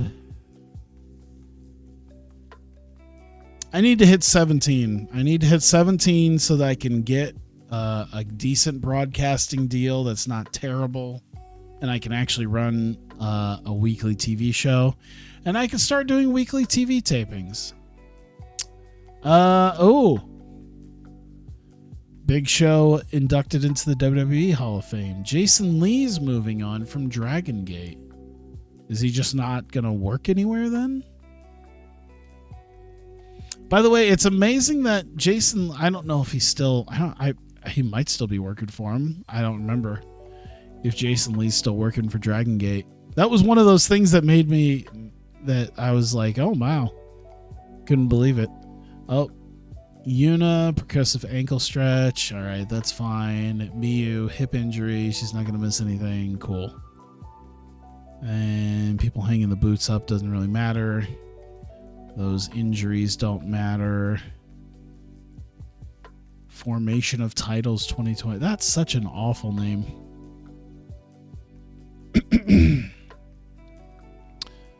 All right. Yeah, I don't think we're gonna quite make. Oh man, yeah, our worker budget really jumped up there. But I think we'll be okay. Maybe, I don't know.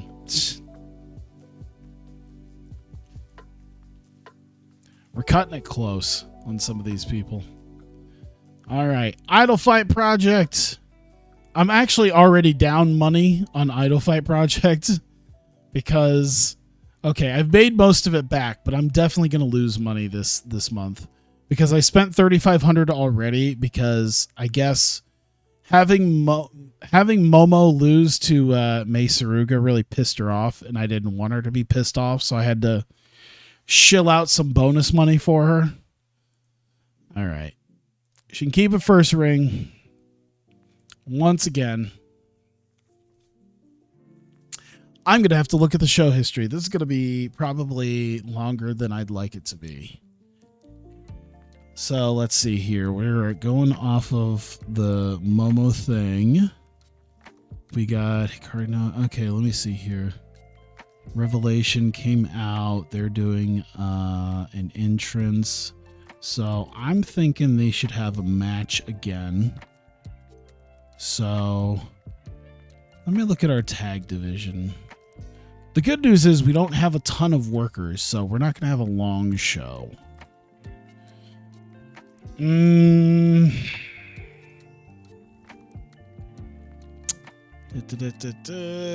it on YouTube. Yep. See you later. Thanks for coming by. I appreciate it. Uh-oh. Now my throat is getting dry. I think we need Bakuretsu. You know what? Maybe we can have Revelation try to go after them, but not in a match right now. We can do...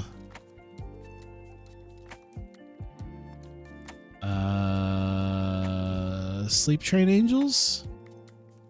I think they're the best as far as... yeah, both have more momentum, so they can afford to take a loss. Didn't they just lose? Yeah, they lost to Revelation, but you know what? I think... Because I think Marikoto need a win. I could do JK Fallen Stars. That might be a better idea.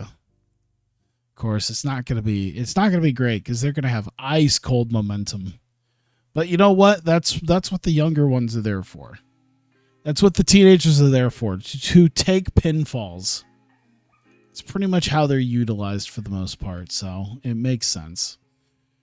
Obviously, we're going to have Notica take the win. I wouldn't even do open match, but it's going to be a decisive win nonetheless. So we'll do that. Banny stops her, attacks Banny. Oh yeah, we're doing the payoffs of that. We need Hikari Noa getting in the ring with Banny Oikawa. There we go. It won't be too long, I don't think. We'll do 14's still kind of pushing it, but I think we'll be okay, right? Yeah, we'll be fine, I guess.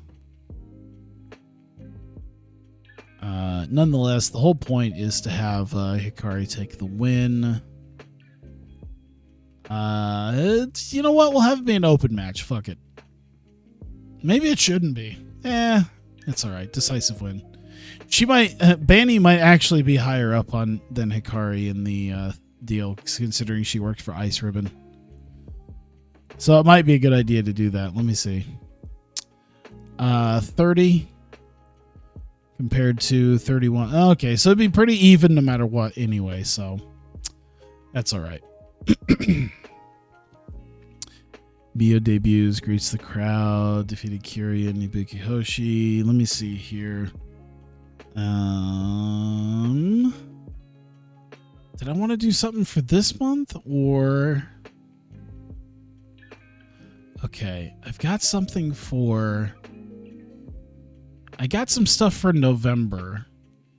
So I'll probably have to keep that in mind while I'm booking this. So I'll keep the November stuff in mind because I can build to it. Because I'm only going to have like 2 more shows to build to that. So...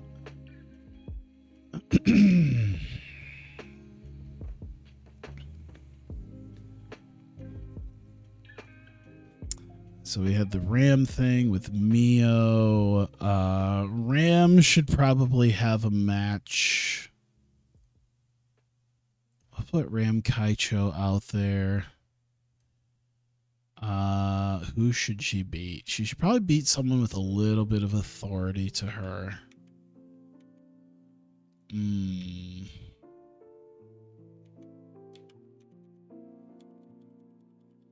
Who could she lose? She beat? Maybe not Mirai. Camille. I could probably run with Camille. I don't think she's had a lot of one-on-one matches. Let me see. What have I done with her? Oops, that's not what I want. Oh God, dude, look at all the TJPW shows. Jesus Christ. Yeah. Saya beat her recently. All right. I can work with that. And her stamina is way up. Look at now that they've had a huge uptick in matches. It's just insane how quickly they end up getting better. All right. So I think they could. What's Ram's stamina at? 77. So they could probably go a while, and that'll do good because that'll help fill out the show a little bit. Get it to Ram. We'll do an open match. I don't know what the disparity is in their actually. Tainted, outside interference, Camille. Himika.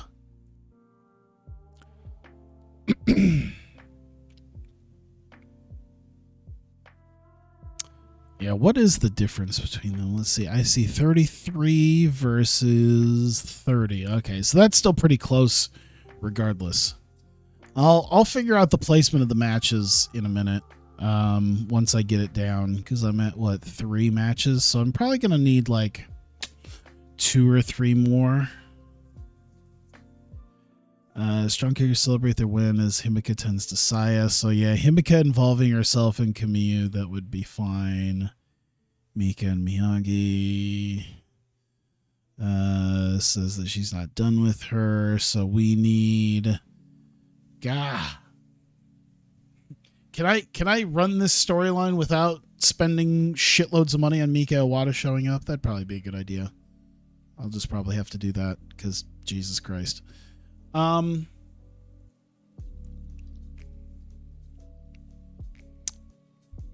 Cynomura of a striking chain. Okay, so I think we should do. Oh God.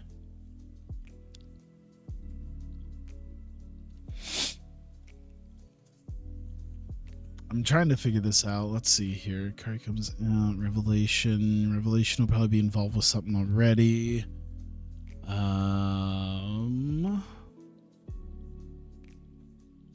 That's fine. Let's do a tag match. We can do Reika, and the partner of her choice will be a Mio Momono. And we'll get Momo, and who could be of her choice? Cynomura, maybe? This would be a good time to try to use someone who has cooled momentum. Cynomura might be the best option. Maria Takeda is more in the tag division. I could do Kiri or Ibuki Hoshi.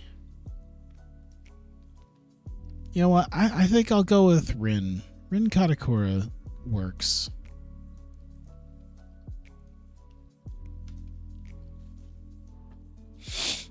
Oh, how long could this go? I think I see 78. I see 82, 86, 91. All right, so we could go a little while, I think, because this could potentially be a main event. And probably should be, given the competitors involved. I don't know, I don't think we're going to build a bigger match, honestly. So we can give this main event time. And we'll give it to Momo. And we'll give, it's going to have to be Reika or Mia. So we'll give Reika that.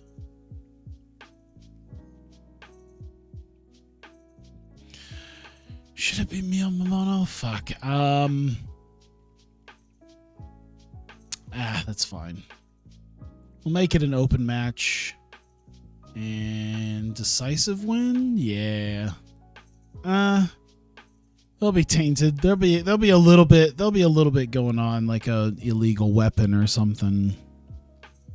We'll do something. All right. You could probably do a three-way dance. I usually do a three-way dance of some type.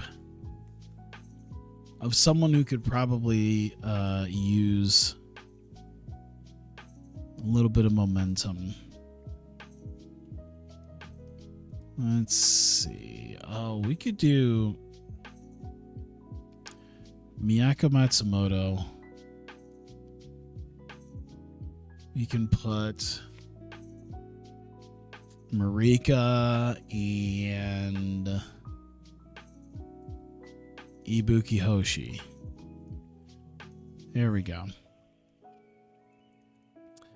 It doesn't need to be a huge deal. Matsumoto getting the victory, though. So she's going to be very happy about actually getting a win. That's definitely going to be like middle somewhere. I'm kind of liking how it's looking right now. If anything, I'd probably put it down this way.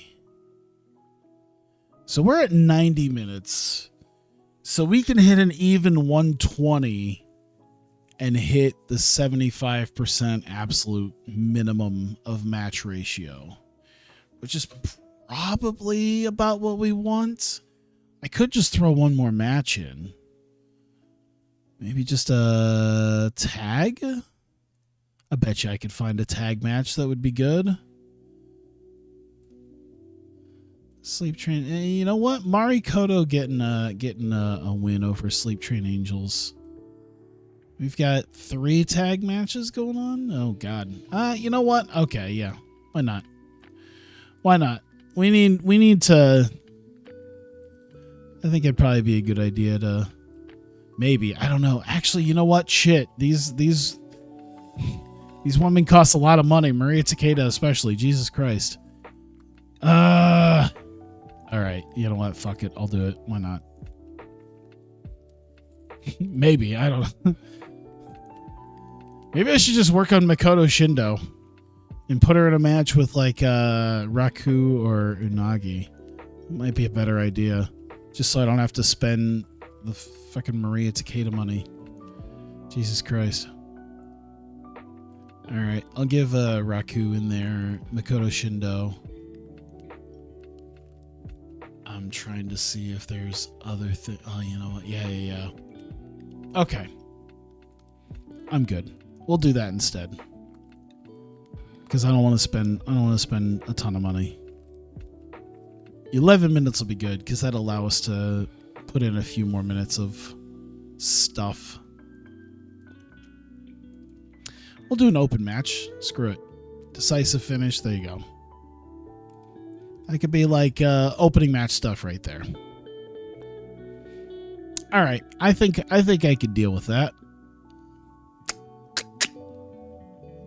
Unless we want to separate out, we could do that. That might be a little bit better. It also separates out your singles matches a little bit.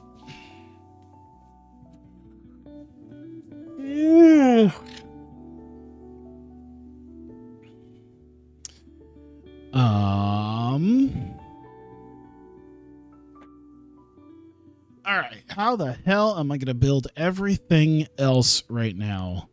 What was I doing with Miyako Matsumoto? Was I doing anything in the last one? I don't think I was. So it was probably here. I don't even see what the fuck I was doing with her. I see she got beat up by Noah. What was I doing with? Have I not used her in the last couple of events? I mean, I guess it... Oh, no, okay. I used her in the pre-show. That's fine. So, she can come out and say something. So, there you go.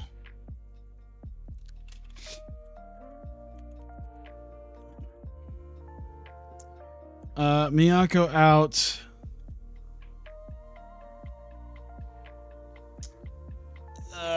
Let's see. Oh, what could I say? Because there's not a ton I want to do right this second with her. I could. Rika, Ibuki Hoshi.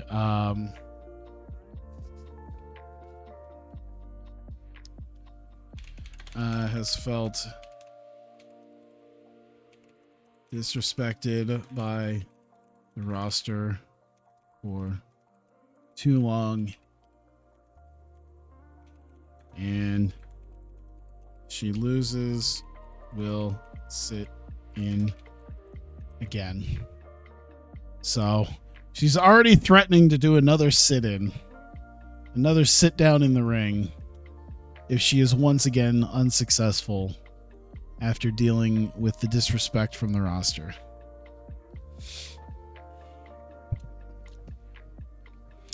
I wonder if anyone should deal with her.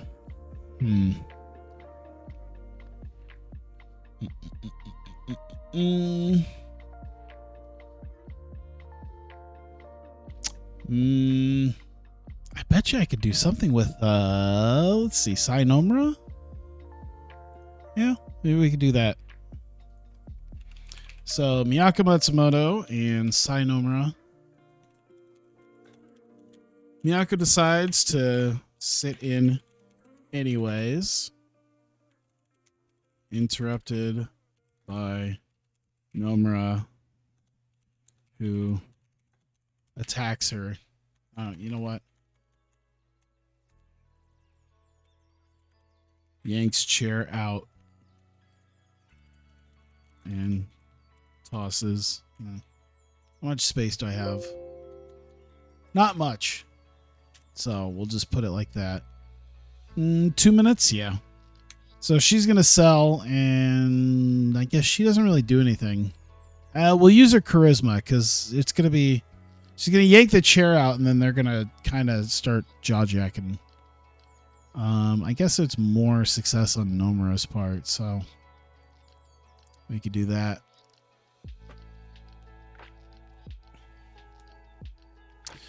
Backroads' sisters have been kind of in limbo for a little while, but let's see.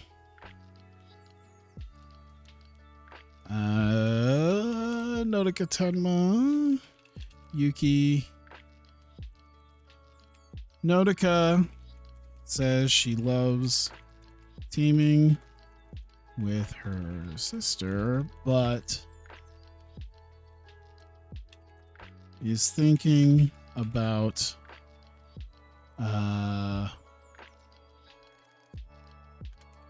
aiming higher.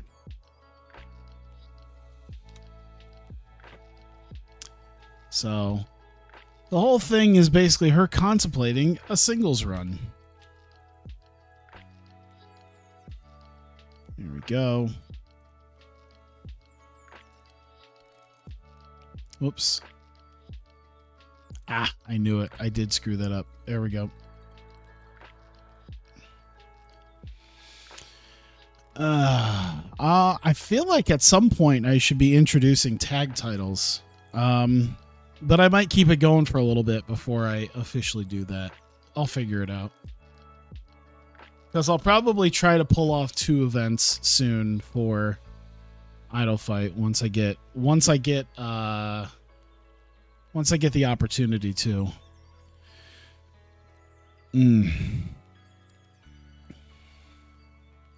Hikari Noah. All right, Hikari Noah.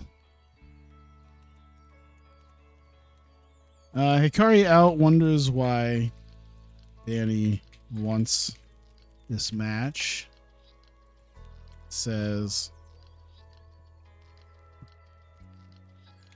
she is in over her head and will find out now.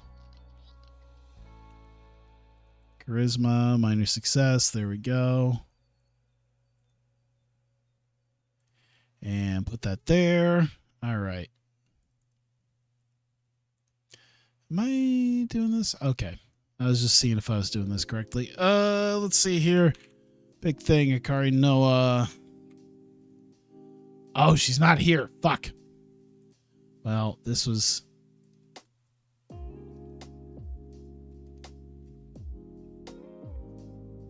Got it. I fucked this up. I fucked it all up.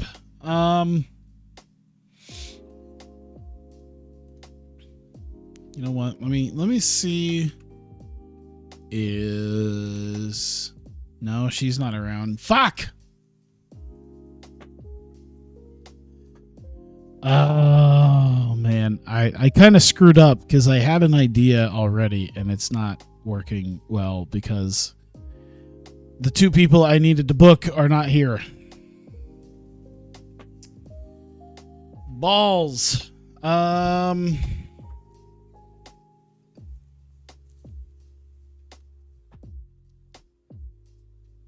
guess I'll just do it as none for right now. Okay. She'll just have to react to something vague, I guess. And we'll figure it out, and I'll have to make sure certain people show up.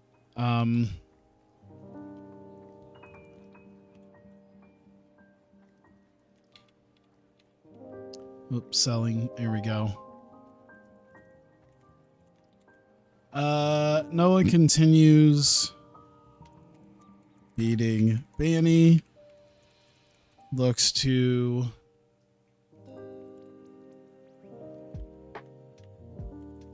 end her, but ominous video plays saying she is done with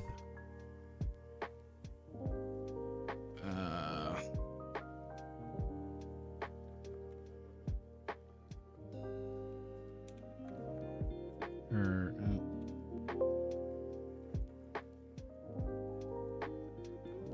saying Ari is done. We'll just put it like that. Fuck it. We'll just put it like that.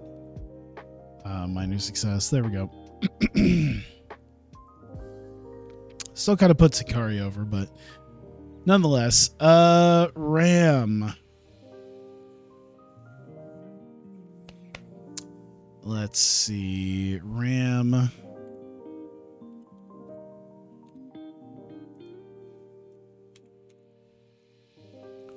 And we'll have May Saruga there. May doesn't cost that much money. And she's our champion. She should be there. May out with the title. Interrupted by Ram, who says she should get a shot at it. May wants her to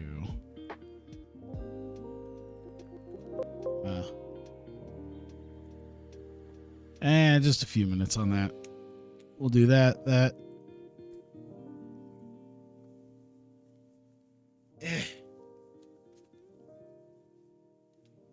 Sorry, I don't know if that was like I had this weird feeling of, I don't know if it was the headphones rubbing up against my hair or whatnot, because I don't ever feel it again, but it almost felt like something was like crawling on my hair. But then like I don't feel it after I like reach back there. I obviously didn't kill anything. I didn't feel anything run away. It's weird. I think my body gets like this. I feel like parts of my body gets like this weird itch that just makes me like paranoid about like something that's on me, even if nothing actually is.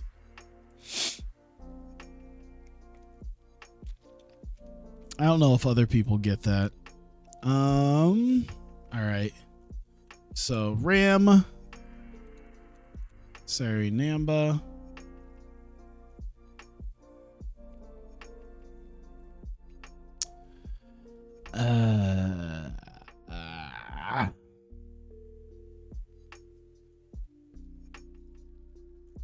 Let's see.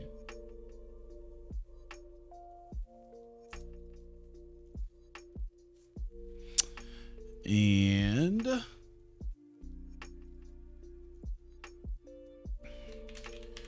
Namba with a paper to announce Ram, challenge for title. If she wins match next month. We'll just do it like that, I guess. There we go. Done and done. All right, let's see. There. All right.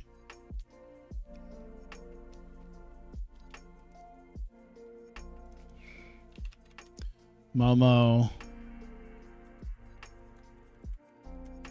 preparing for main event is still furious, says Reika stole her title match from her. And she did, pretty much, so makes sense. Charisma, minor success. There we go. All right.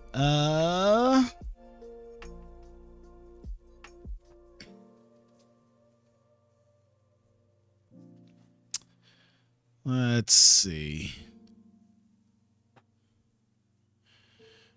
Angle. Let's do Momo and Reika, and let's do Mio Momono. So Momo continues assault on Reika.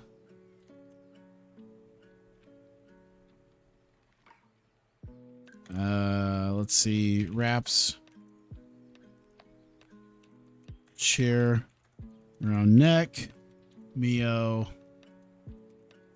saves and chases her out. There we go. Let's do like 4 minutes. We're gonna take a little time with it. So she's gonna sell. She's going to. I guess it's more fighting than anything. And then she's gonna chase her off. So I guess it's not really rated. That's not minor success. It's minor defeat. All right. All right. So to add in the last little bits, we need. We have Himika interfering against Camus, so we need.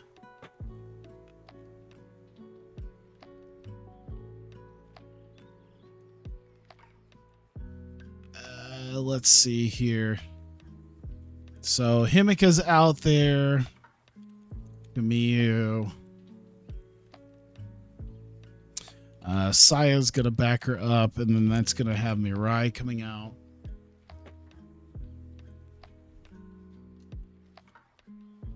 Let's see. Mirai out to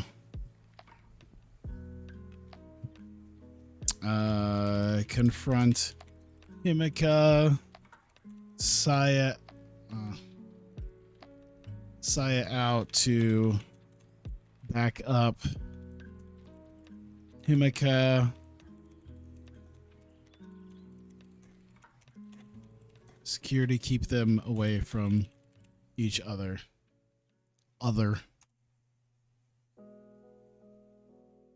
So it doesn't quite go to blows, but obviously after last month they are ready to go. So she'll sell her match, and then I guess Mirai doesn't have menace, even though I'm doing a lot based off of that. Yeah, she has 0 menace. I guess their charisma is about the only thing I could really use. There. I guess it's minor successes for them. We'll do that. Yep.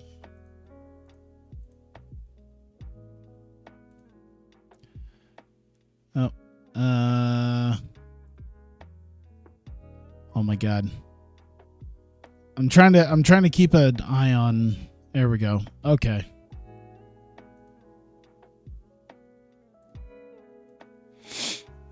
All right.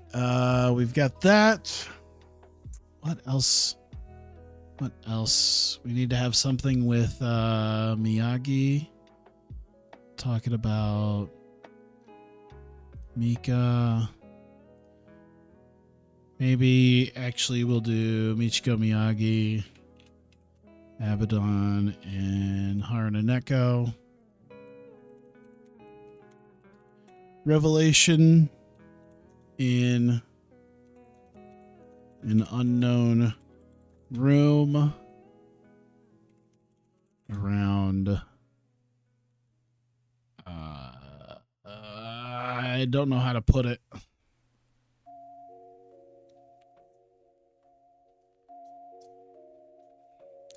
An unknown room. Miyagi is obsessed with Mika, as the other two egg her on to confront her.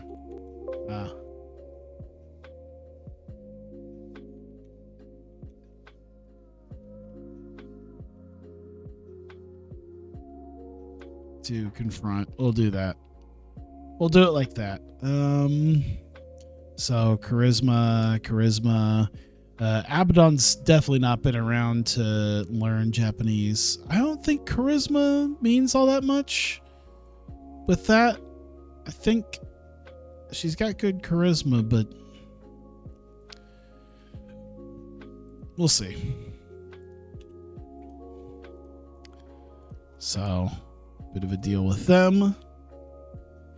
And we'll move that up a little bit, I guess.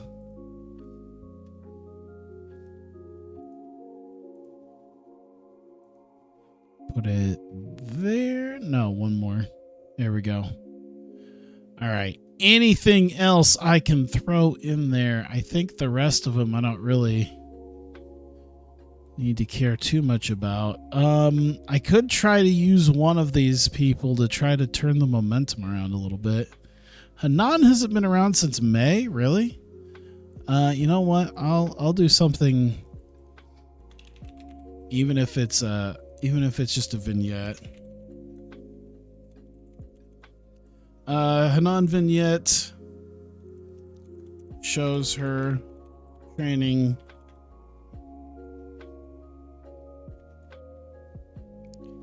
in, what was it that she does? Is it taekwondo? No, does it say what she did? I forget what she actually does. Is it judo?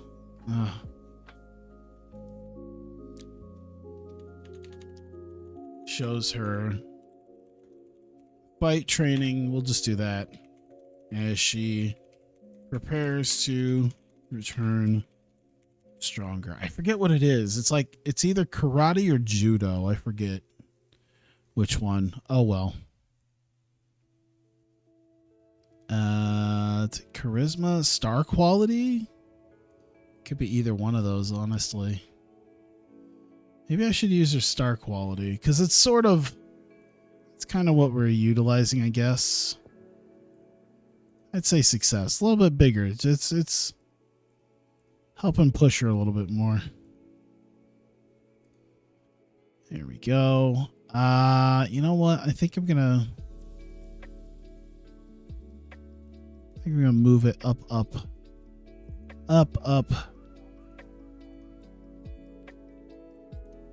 There we go. 76, 136 minutes. I think I could deal with this. I think I've hit a lot of the things I want to hit right now, so I won't worry too much about that.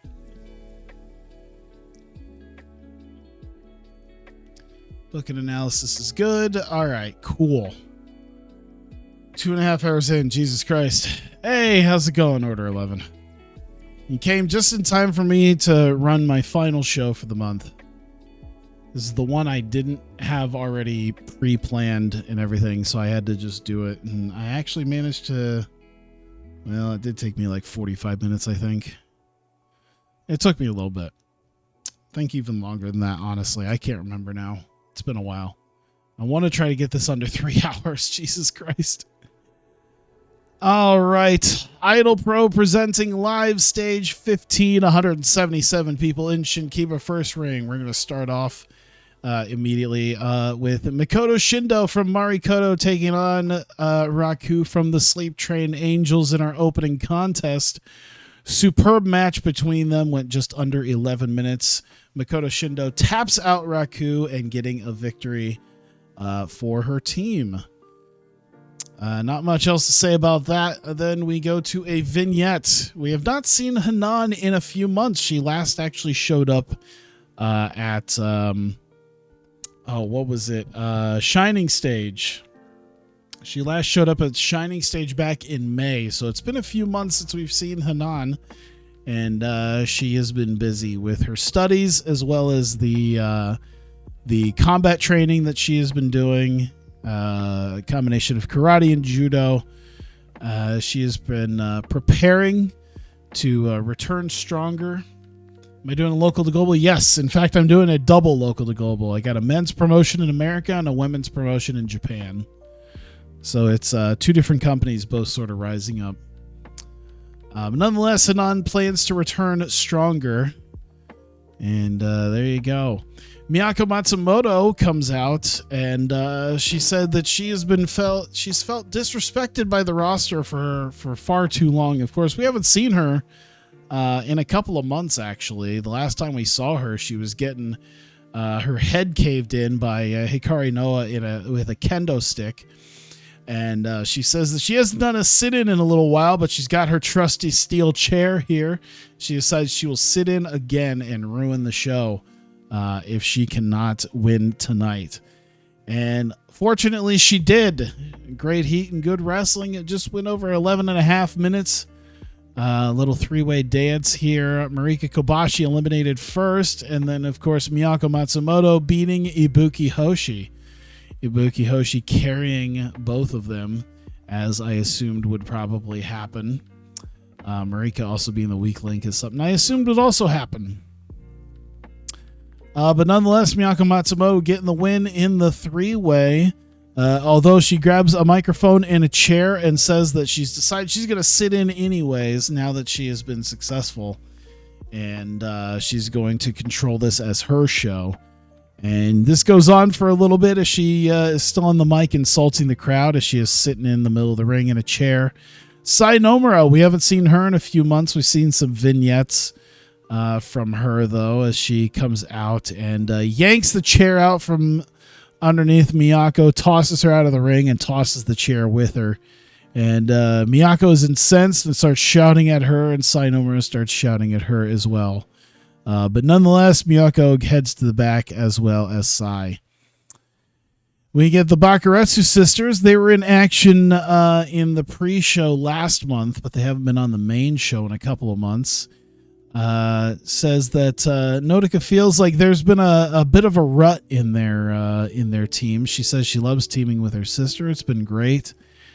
But she feels like they're stuck in some sort of rut, even though they won a match to be able to stay together as a team. Even Nodoka is starting to feel like maybe this, she's destined for a little bit better than that. And Yuki seems a little bit concerned. She says perhaps she wants to aim higher. Maybe there is a higher goal for them to achieve because they seem like they've done most everything that they can do. But that does lead into a match with JK Fallen Stars, and goes a little under 12 minutes. And Nodoka Tenma hits the kill switch on Hina and gets the win, as the Bakuretsu sisters are successful once again. They do have excellent chemistry. Ooh, she has a gimmick that's getting stale. That means I can change what I do with her. Not like I used the ridiculous gimmick I gave her in the first place, so that sounds great. We get Revelation, Miyagi, Abaddon, and Haruna all in an unknown room. They seem to be in some sort of dark, dreary room. They're surrounded by candles and what is not quite a pentagram on the floor, but nonetheless an ominous-looking symbol on the floor as they're surrounded by candles. And Michiko Miyagi going on and on about Mika Owada as she suffered a loss to her last month, and she's showing that she's becoming obsessed with the idea of beating Mika. And Abaddon and Haruna Neko start encouraging her and egging her on that maybe she needs to confront her once again as to getting a rematch. Of course, they're not there tonight, neither is Mika, but nonetheless, Miyagi seems amped up to get a rematch against Mika Owada. We go on to Hikari Noa coming out. And, of course, after the attack last month, Bani Oikawa challenged Hikari Noa to a match. So we're going to get ourselves a match here as Hikari Noa coming out with her trusty kendo stick, wondering why the hell Bani wanted this match in the first place. And she says that Bani's in over her head and that she's been doing a solid job as just a referee. She didn't need to start getting in the middle of things, and she's going to put her back in her place, and she's going to find out that getting into the ring with the likes of Hikari is is biting off a little more than she can chew. And of course, we get Hikari Noa beating Bani Oikawa in 13 and a half minutes. Fantastic heat and great wrestling. Very nice. Hikari Noa hits the Cobra Twist and gets the win, and is successful here, as she's able to prove to Bani that maybe her staying as a referee isn't the worst thing in the world. But after this, she said she wanted to make Bani regret even challenging her. So she continues laying down fists upon her, grabs her kendo stick, and looks to light her up once again with it. But just as that happens, loud noise plays, static comes over, and a video plays, and we don't quite see what it is, but a message is shown to Hikari Noa that she has been running roughshod over people for too long, and perhaps it is time for her to feel what true pain truly is. As she says that Hikari Noa has been laying out a lot of pain with weapons, and she seems to fancy herself a deathmatch wrestler, and that she doesn't know what a true deathmatch wrestler is, but she will find out. We get Mei Suruga coming out. She comes out with the title after her successful defense against Momo. She doesn't get very far in until Ram Kaicho comes out and says that it's been quite a while since she's gotten a shot at the title, and she's believably proved herself over and over again. And she says that there seems to be some new people coming in attempting to take her spot, and she's not too happy about that, and that she should be getting a title match very, very soon. And she faces Kamiyu coming out here. Just over 20 minutes, an exceptional match. That's one of the best matches we've had. Nonetheless, they end up having a really solid match. It looked like Kamiyu might actually be able to pull this one off over Ram Kaicho, but Himeka coming out after the beatdown that the Strong Kickers had against Saya Kamitani. Himeka came to her aid, and now she seems to be further picking a fight with the Strong Kickers as she interferes in the match to help Yuki lose and help set up for the Rainmaker and Ram Kaicho getting the win over Yuki Kamifuku here tonight. And this leads to Mirai Mayumi coming down immediately. She did not expect, of course, someone like Himeka coming down. So she marches down to the ring, and just as they're about to start beating down Himeka, Saya Kamitani comes running down to the ring and backs her up, and they've got this Mexican standoff between the four of them, as it looks like they're about to fight, but security starts running down to the ring and starts really separating them out and making sure they don't come to blows. And as they're standing in the middle of the ring and Ram is celebrating, we get Sayuri Namba coming out with a piece of paper stating that management has decided that Ram is worthy of challenging for the title. They believe that Ram has made some good points. However, she will have one more match next month with an opponent of management's choosing. They will look over the competitors from tonight and determine a proper opponent for Ram. And then if she can win that match next month, then she will challenge Mei Suruga for the Royal Spirit Championship.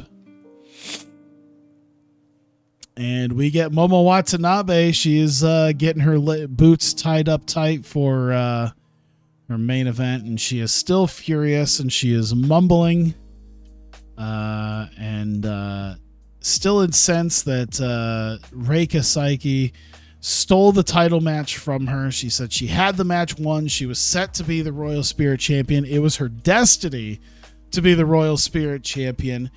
And Reika came down and interfered just because she can't accept that she is not on Momo's level. and stole the Royal Spirit Championship opportunity away from Momo, and that Reika is going to find out tonight what it means when you cross her. And we get our main event tag team match. Wow, that was a very good idea. I kind of knew between Momo and Mio Momono that it was going to be good, but Jesus. An exceptional match. We get Momo Watanabe and her tag team partner of her choosing, Rin Katakura, taking on Reika Saiki and the partner of her choosing, Mio Momono. And we end up just under 21 and a half minutes. It was a long time main event there, but Momo ends up cheating to beat Reika. I'd say more than anything, she used like some sort of weapon. I know it's this handful of tights, but I'd say she used some underhanded tactics just to try to further the damage to Reika. But nonetheless was successful as Momo gets the win in this main event here. Rin was the weak link. Damn, I was expecting her to do a little bit better. But Mio was actually the main player for that. That was pretty good.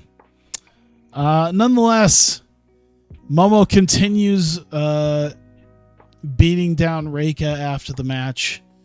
And she goes underneath the ring and grabs a steel chair, and while Reika's still trying to recover. In fact, I think I would actually change it from neck to I think elbow.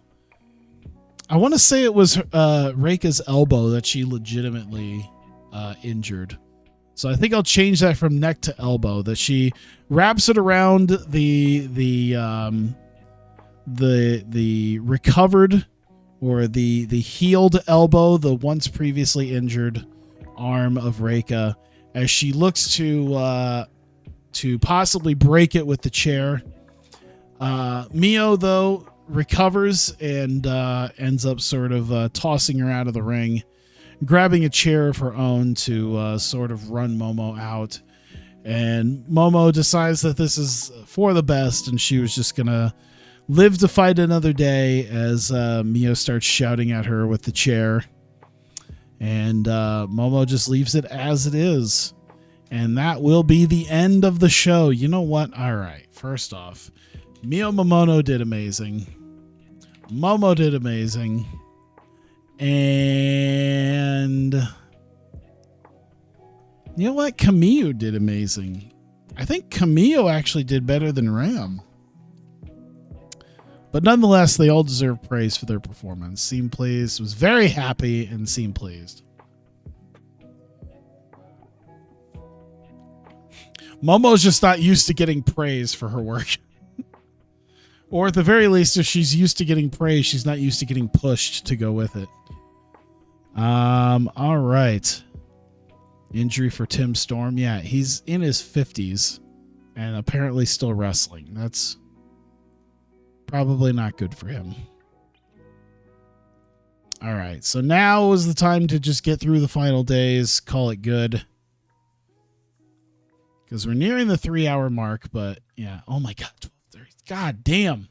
Yeah, it is definitely past my bedtime at this point. Miu's back there. Eugene Stardom. I don't think, in all honesty, she would in real life, but Kenny Omega's doing a storyline going head to head with Jon Moxley. He'll be the focal point of the promotion for the next 6 to 9 months. Who'd have thunk it? All right. Just sign Gable for Vertigo, make his appearance at the beginning sparse. I could do that. Do you know if they've changed that for TEW? I guess I haven't checked it out, but have they changed it where if you sign a guy for like an appearance or two, I guess I could keep it ongoing, because it's not, I don't think he's going to get pissed that I don't use him all the time, but I don't know if they changed that where you can sign someone for like an appearance or two. And like, because that was a thing where you do it for a certain amount of time, but then they decide that they're just not going to work with you for like 9 months. Where it's like, no, I just want to use you now, and then maybe in like 3 or 4 months I could sign you again for something, you know. I guess that's the one good thing for Ryu Mizunami. Risa Sarah quit Sendai Girls. Wow. All right. Well, now we just have Risa Sarah just completely all to us.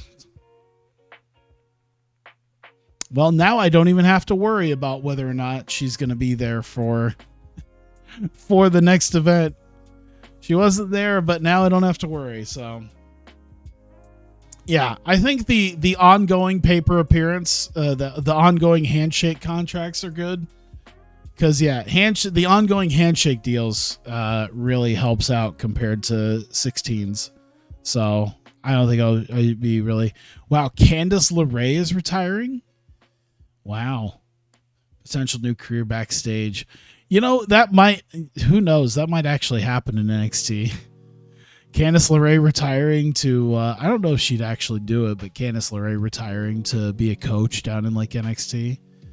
President Okamura leaving Dragon Gate. Wow. Isn't he like the CEO or booker or somebody? I think he's the CEO. Awesome Kong's retiring. I think she's honestly already done it in real life.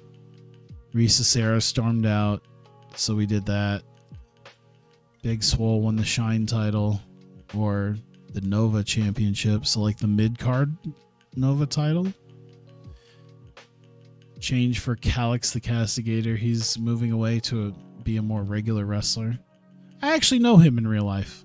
I think he worked Chikara for a while, but yeah.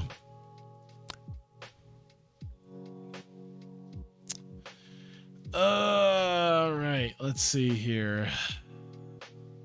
Who's on your roster? Quite a few people. It's hard to get into. I guess you can watch the VODs to see it, because I'm really just trying to get to the end of the... I'm really trying to just get to the end of the month here. Ryo Mizunami joined Stardom. That makes sense. The Briscoes. Still around. Are they still around? I think they're still around. They've been around for a while, but they're in Ring of Honor, so are they really around? Poor Ring of Honor. Oh, Fighting Spirit Unleashed in New York. Let me see what the AI booked for a New Japan New York show. Zack Sabre Jr. defeating Jay White. You know what? That sounds about right. The idea of New Japan being like, we're going to do an American show. So we're going to have our two best foreign workers main event, even though neither one are American. Shingo Takagi defeated Tomohiro Ishii for the U.S. title. That'd actually be pretty dope. Kenta defeated Ryu Lee. I could see them using Kenta since he was in WWE for a while. Minoru Suzuki defeating Bad Luck Fale. That'd probably be pretty good. Goto and Tenzan.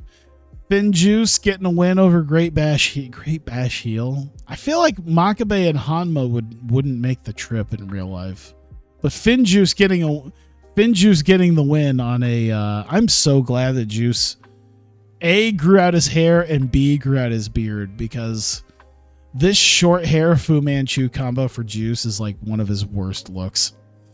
I'd rather he be back to being the hippie than that.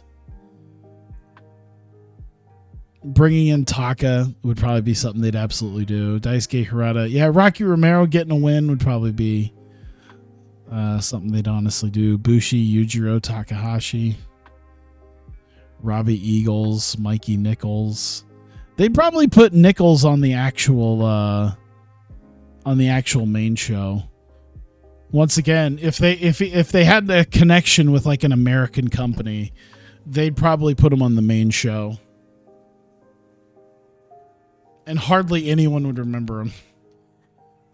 It does seem funny to me that really would feel like an actual New Japan thing that they would do. Is like, hey, let's get two foreign guys for our American show. It only makes sense. So then they put a British guy and a New Zealander. Oh. Yeah, that sounds about right, honestly. Okay, there's a lot going on right here. Okay, there's a lot to unpack, so I'm going to save it real quick. just so I can. Oh, did they do the 5-star Grand Prix? Death Yamasan. Oh my God. No, in no way. Didn't she just win the Cinderella tournament too? In no realm. Wonder of Stardom. Maybe that was it. She won the white belt. Yeah. In no way, no how, no way, shape, or form would they give Yoneyama the 5-star Grand Prix. They could give it to Konami. They probably won't in real life, but still. That would not happen. Okay. There's a lot to unpack here. First off, John Cena leaving WWE. That sounds about right. Dustin Rhodes leaving AEW. That's a lot. Let's see here. Contract offers. It looks like Daniel Bryan set to stay. Jeff Jarrett staying with WWE. Oh my God. I could. He's a road agent. Could I talk him into wrestling again? That'd be fucking great. That'd be so great if I could talk Jeff Jarrett into leaving WWE. Just pay him money. I don't think he would. What's the offer look like? Yeah, $21,000 a month. Yeah, he would never. If they didn't keep Jeff Jarrett though, that'd be something. Okay, so yeah, a lot of their top people staying. New Japan rejection. Oh no, they're getting rid of Goto. Well, well, the inevitable is happening. Goto's leaving New Japan. So let me see here. John Cena is leaving WWE. Dustin Rhodes is leaving AEW. Goto's leaving New Japan, which he'd probably be too expensive. Walter J. Lethal. Shelton Benjamin's leaving WWE. I don't know. WWE is probably... Well, this wouldn't be a good indicator, but Shelton Benjamin would be available. Chad Patton. Well, I don't need any more. Tommaso Ciampa leaving? Really? They're getting rid of Tommaso Ciampa. Well, there's some interesting things here. Oh, now I'm sad. Let's see. AEW rejection, getting rid of Michael Nakazawa. That sounds about right. He got his Good Brother deal already. New Japan rejection. They're getting rid of Ishimori? Really? What in the hell? I was amazed that they were getting rid of Goto, but they're getting rid of Ishimori too? I mean, I guess he's older, but shit, dude.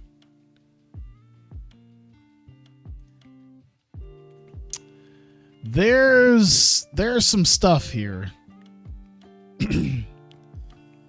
I'm seeing some out of CMLL people. Let's see here more. I'm trying to see if there's any like... Oh, well, this is even sadder. CMLL rejection. Okay. That's whatever. Razor. I mean, they're already leaving anyway, so. Oh yeah, he's the one who has a legit MMA background. Ooh, and he's only 27. Oh shit, dude. Hang on. 110. Hang on, Vertigo. Let's go down to 110. Yo. Oh no, he's set to remain. Oh, I thought it said he was gone. I was so excited about possibly getting him. Liv Morgan. Ooh. She's quite a bit of money though, even for like my Joshi promotion. Liv Morgan wouldn't be terrible, but Roy Knight retires. Austin Gunn to stay. Okay, so it looks like everything else is okay. But there's a couple names leaving. I mean, I wouldn't even dare to think that John Cena would be a name I could even get. Dustin Rhodes isn't out of the realm of possibility if I really wanted him. It's a lot of money though. But I think the big ones, Goto, Benjamin, and probably the most likely being Ciampa. Well, Ciampa's kind of up there, man, but he's got some name value to him. Benjamin's got a little bit less, so he's a little bit cheaper. I'll just shortlist him. I'm not saying I'm even going to pick him up. Ciampa might be a guy, though. Ciampa might honestly... Benjamin's a guy I could probably just let go. I can probably just not get, but Ciampa's a guy I might have to consider. Either way, it's been 3 hours and I desperately need to go to bed. So I'm done looking at that. There was a lot to unpack there as far as people who might be available on the market. So I'm interested in that. It's too bad I'm not big enough to possibly get Goto right now. I don't think he'd sign, but that'd be interesting if I could though. Either way, thank you very much. I greatly appreciate you guys watching. If you're watching this on YouTube, I thank you for continuing to watch. I hope you do so as well. For you guys here live, I appreciate you guys staying up with me or getting up early or whatever the hell you're doing to be here with me, especially with my highly inconsistent stream schedule because I've just been so busy with house stuff. I should be back to doing stuff on a slightly more normal basis once I get things kind of dealt with and I'm basically just living at this point. But nonetheless, thank you guys. I appreciate you guys being here, and I'll see you guys next time.